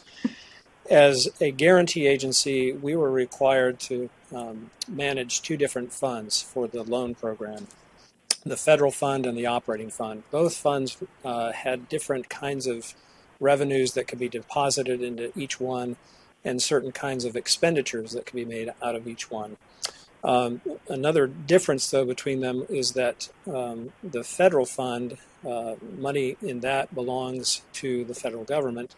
Those funds that are in the operating fund was the property of the guarantee agency. Back in 2010, we discovered a series of accounting entries where some of those deposits were put into the federal fund as opposed to the operating fund. So they were really, at that point, even though they should have been in the operating fund, they were property of the federal government. So we had to go to the U.S. Department of Education and request a transfer of those funds back to the operating fund. The last $3.6 million out of that $14 million was transferred just this past month, or actually back in March, I believe. And so those funds have all now been transferred back to the operating fund, where they are property of TSAC. The question then becomes, and the balance, I believe, currently is roughly $24.5 million. The question then becomes what to do with those funds. Previously, this operating fund had grown to, I believe it was about $80 million at one point. The year before the Tennessee Promise came into effect, TSAC initiated a generic last dollar scholarship kind of program, which preceded Promise. We deposited $47 million into that corpus, which then rolled over to become part of the Promise account. And since then, we put another $10 million. So almost $60 million of this operating fund went into Tennessee Promise. So the funds that remain, we do have some expenditures that have to be made in closing down, winding down the federal loan program, which is still an ongoing process. But beyond that, there will be a substantial amount, perhaps $20 million, give or take, that will be more discretionary. And so our intent is to come back to the board in September with a more specific set of proposals of what we would like to see done with those monies. We're in conversations with the Department of Finance, the governor's office, to determine how best to use those funds. So we will come back to you in September with a more specific plan. And Pete, apologize because Greg and I had a sidebar conversation just prior. we believe there is a limited window with which to transfer any money into Promise if we want to, correct, Greg? Well, my understanding is that typically Treasury has told us in the past that they prefer that to be done in June. I think Jason mentioned that the other day, that they prefer to do that in June of any fiscal year. And so I think, and I could confirm that with them at some point, but and certainly deferring in large part to Commissioner and the governor's office on this. If it feels like there's some urgency to get that done in June, we would need to know ASAP. One, we would probably need to do a called meeting of this board in order to authorize that transfer. So I think the options before us are to feel, okay, we need to get this done this June, or to feel like in September we can consider it and we can do it next June. I would say, given the Promise financial report, I would feel okay waiting. And I think it gives us time to formulate. So to drill down on what Pete said, so there's about $20 to $24 million that we need to think about what we're going to do with it. The law broadly authorizes us to do some really great things for students, and we want to do those things. I think we should transfer a large amount of it to Tennessee Promise, though, to shore it up. As you all know, Promise will never receive an infusion of cash again other than what it earns. I think we should use the remainder, a plan that Jason Cavender will bring to you in detail when we need to consider it, whether it's via called meeting or in September, where we believe we can support Tennessee Reconnect with some resources. We believe we can support the ongoing work that School and Student Services Division is doing. So that's kind of the lay of the land. I think what I would ask then, Greg, if you can go back, work with Treasury and figure out what's the timeline when a transfer needs to happen. And then we would wait to hear, I think, what the commissioner and the governor's recommendation is. And then we'd need to come back to the board. Like, is there any potential that these funds could be used for what we might call beyond financial aid? In other words, we've cited for almost every audience that receives funds in the state of Tennessee for higher education that they cover the cost of tuition and fees, but that whether it's books or transportation or lodging or childcare, there are all these other kind of the Lumina Foundation association that we have has tabulated these as beyond financial aid. Sure. Are there ways that we might be able to cachet a certain funding for, let's say, learning materials? Certainly, there is a section in the federal code that allows these funds to be used for federal or for financial aid related purposes. It doesn't really define what that means. So, it does give us some leeway. I think clearly books, supplies, those kinds of things could be easily captured. As you get into transportation, childcare, it may get a little bit murkier, but certainly we can do any some relief things. would be right. And actually, it doesn't. I mean, the total cost of attendance of attending an institution includes those expenses. So each institution has to have a financial aid budget that includes what Lumina, I think, probably they shouldn't call it beyond financial aid because it is in the financial aid budget. So it can be. One question I had: How much is in the McWhorter scholarship quasi endowment? That's $2.5 million. Is that $4 million? Oh, 2.4 million. 2.4. Okay. I mean, I'm just thinking. So, Mike, looking at rough numbers, I mean, obviously, with the overage on Tennessee Promise plus what you have in the quasi endowment, so it's maybe about 30 million. I think you probably need to get it to 750 million for it to produce what you need to really run the program, maybe more. So we have a long way to go there. I mean, I certainly get that, but boy, the impact on McWhorter for just a portion of that could be great. And we've been going back, and the governor's been generous to help us on that a little bit here recently too. And this is a conversation we had yesterday. I think what we would hope from the TSAC perspective is that we ascertain exactly what sort of amount would be transferred to Promise, and then maybe continue to have an ongoing conversation, because what we need for McWhorter is a recurring appropriation. And we've gotten several, we need to increase it, because I think what we worry about, McWhorter students in a lot of ways are working the other end of the equation. These are the students who are absolutely mobile. They will leave in a moment to go to UNC Chapel Hill or Emory. And when they leave, they will probably stay there. So I think we believe there is great value in any addition of McWhorter. What we have thought through is this year we were happy to receive the additional $300,000.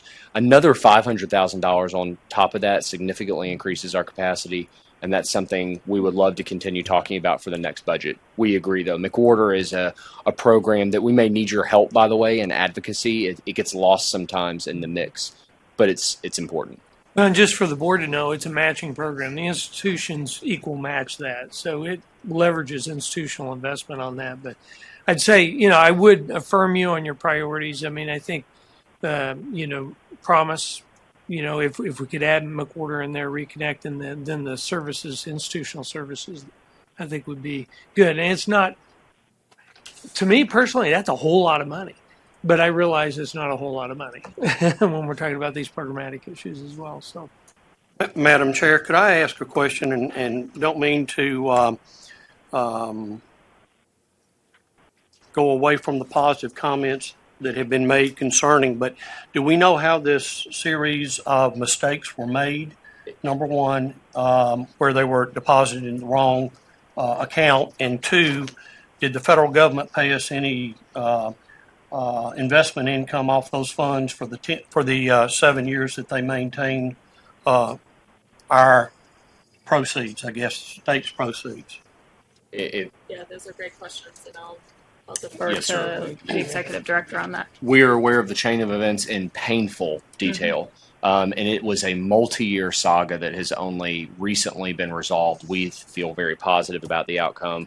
I'll defer to Pete to do the CSI FELP program forensics, but we know what happened, and I think we've remediated it. Okay. We have, and we had to go through quite a bit of back and forth with the federal government to satisfy their questions on how this happened, and so all of that has been done. I don't have the expertise to tell you accounting-wise how that happened, but I know that it was resolved. Jason can do that. Would you like to defer to him? Go ahead, Jason.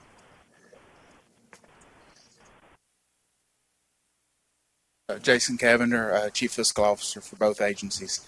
What happened in 2006, there was an accounting change by the prior fiscal staff, and it wasn't communicated very well to programmatic staff nor to Nelnet, who was our servicer at the time. So as checks would come into TSAC, they would be deposited in the federal fund, and then when Nelnet was given the information about those deposits, they were deposited again into the federal fund. So it was double counting as opposed, and then when the transfer was made, the transfer really wasn't coming over to the operating fund the way it was supposed to, because it was double counted on the federal side. And that ended in 2010. So this is a 7-year, it has been corrected for the last 7 years. It just took the U.S. Department of Education a very long time to approve those transactions. The first request that we made was in 2013. We discovered it in 2010. We did a lot of work, and it was a couple of years before we made it. But it took the federal government almost 5 years to approve these transfers. Did we lose any investment income from those funds during that period? The federal government does not pay us interest, no. It would not have been a significant amount of dollars, but no, they do not pay us interest. Thank you. Certainly. Any other questions on that?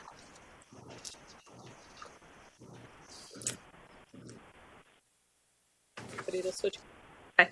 And then the last portion of our agenda today is to talk about budget and legislative updates. And so again, I'll turn it over to Peter for that. Thank you, Madam Chair. Very briefly, there are two items of budgetary significance that came out of the legislative session. The first of those is a $10 million increase to the TSAA, or the Student Assistance Award Program. This is significant in a couple of ways. That $10 million alone will service roughly 5,400 additional need-based students, bringing our total need-based population who are serviced through this program to about 55,000 students.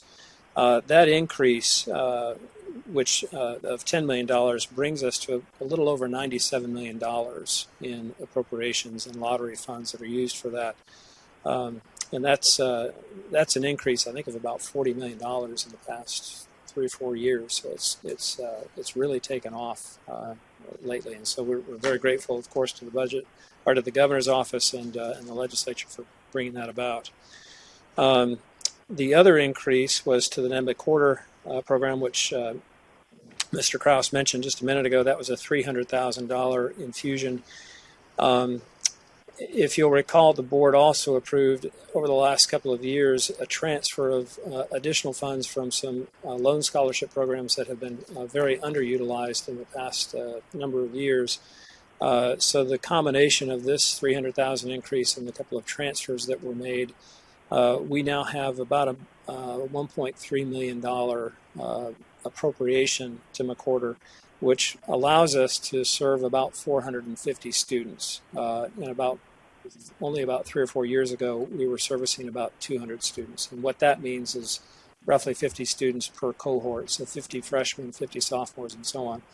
This will put us between 110, 115 students per cohort. So we're very excited about being able to more than double those numbers in McWhorter. On the next page under that tab are just 4 bills that passed. We don't yet have the public chapter numbers, but you can see the bill numbers there. The first of those on our math and science program, in order to receive that scholarship, the teacher who is going back to get a math or science degree or certificate has to agree to teach for each year they receive the award. They have to agree to teach for 2 years in a Tennessee public high school. That is twice the requirement of our other similar programs, so this bill reduced that to having to teach for 1 year. We felt that that was one thing that may have been inhibiting some people from getting into the program, so we hope that that will help participation in that scholarship program. The next one, Senate Bill 585, House Bill 335, the dual enrollment program required an application every semester. This takes it down to one application per academic year, which saves some burden on the students and their parents, the schools, and TSAC. And it was just duplicating work that was already saved at the school level. The next one, the middle college program, this is a program that exists between local high schools and a participating community college. And right now there are 6 community colleges across the state that participate in a way that allows students to take advantage of this scholarship program. And so this will allow the students who participate in this to earn their high school diploma and an associate's degree at the same time. So they graduate high school with their diploma and their associate degree. And then finally, as has been talked about already, the Reconnect grant program, which is kind of our keystone legislation passed as well. So with that, I'll answer any questions.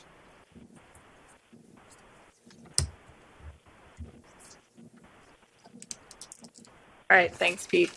And thanks to Pete and his team who spend much of their time during session up the hill and do a lot of great work to not only move forward great legislation, but also defend off kind of the things that might not be in line with our priorities. So we appreciate them. Is there any other business for the good of the order? Can I get a motion to adjourn? So moved. All right. A second? Second. Okay, we are adjourned. Thank you, everybody. Oh, sorry.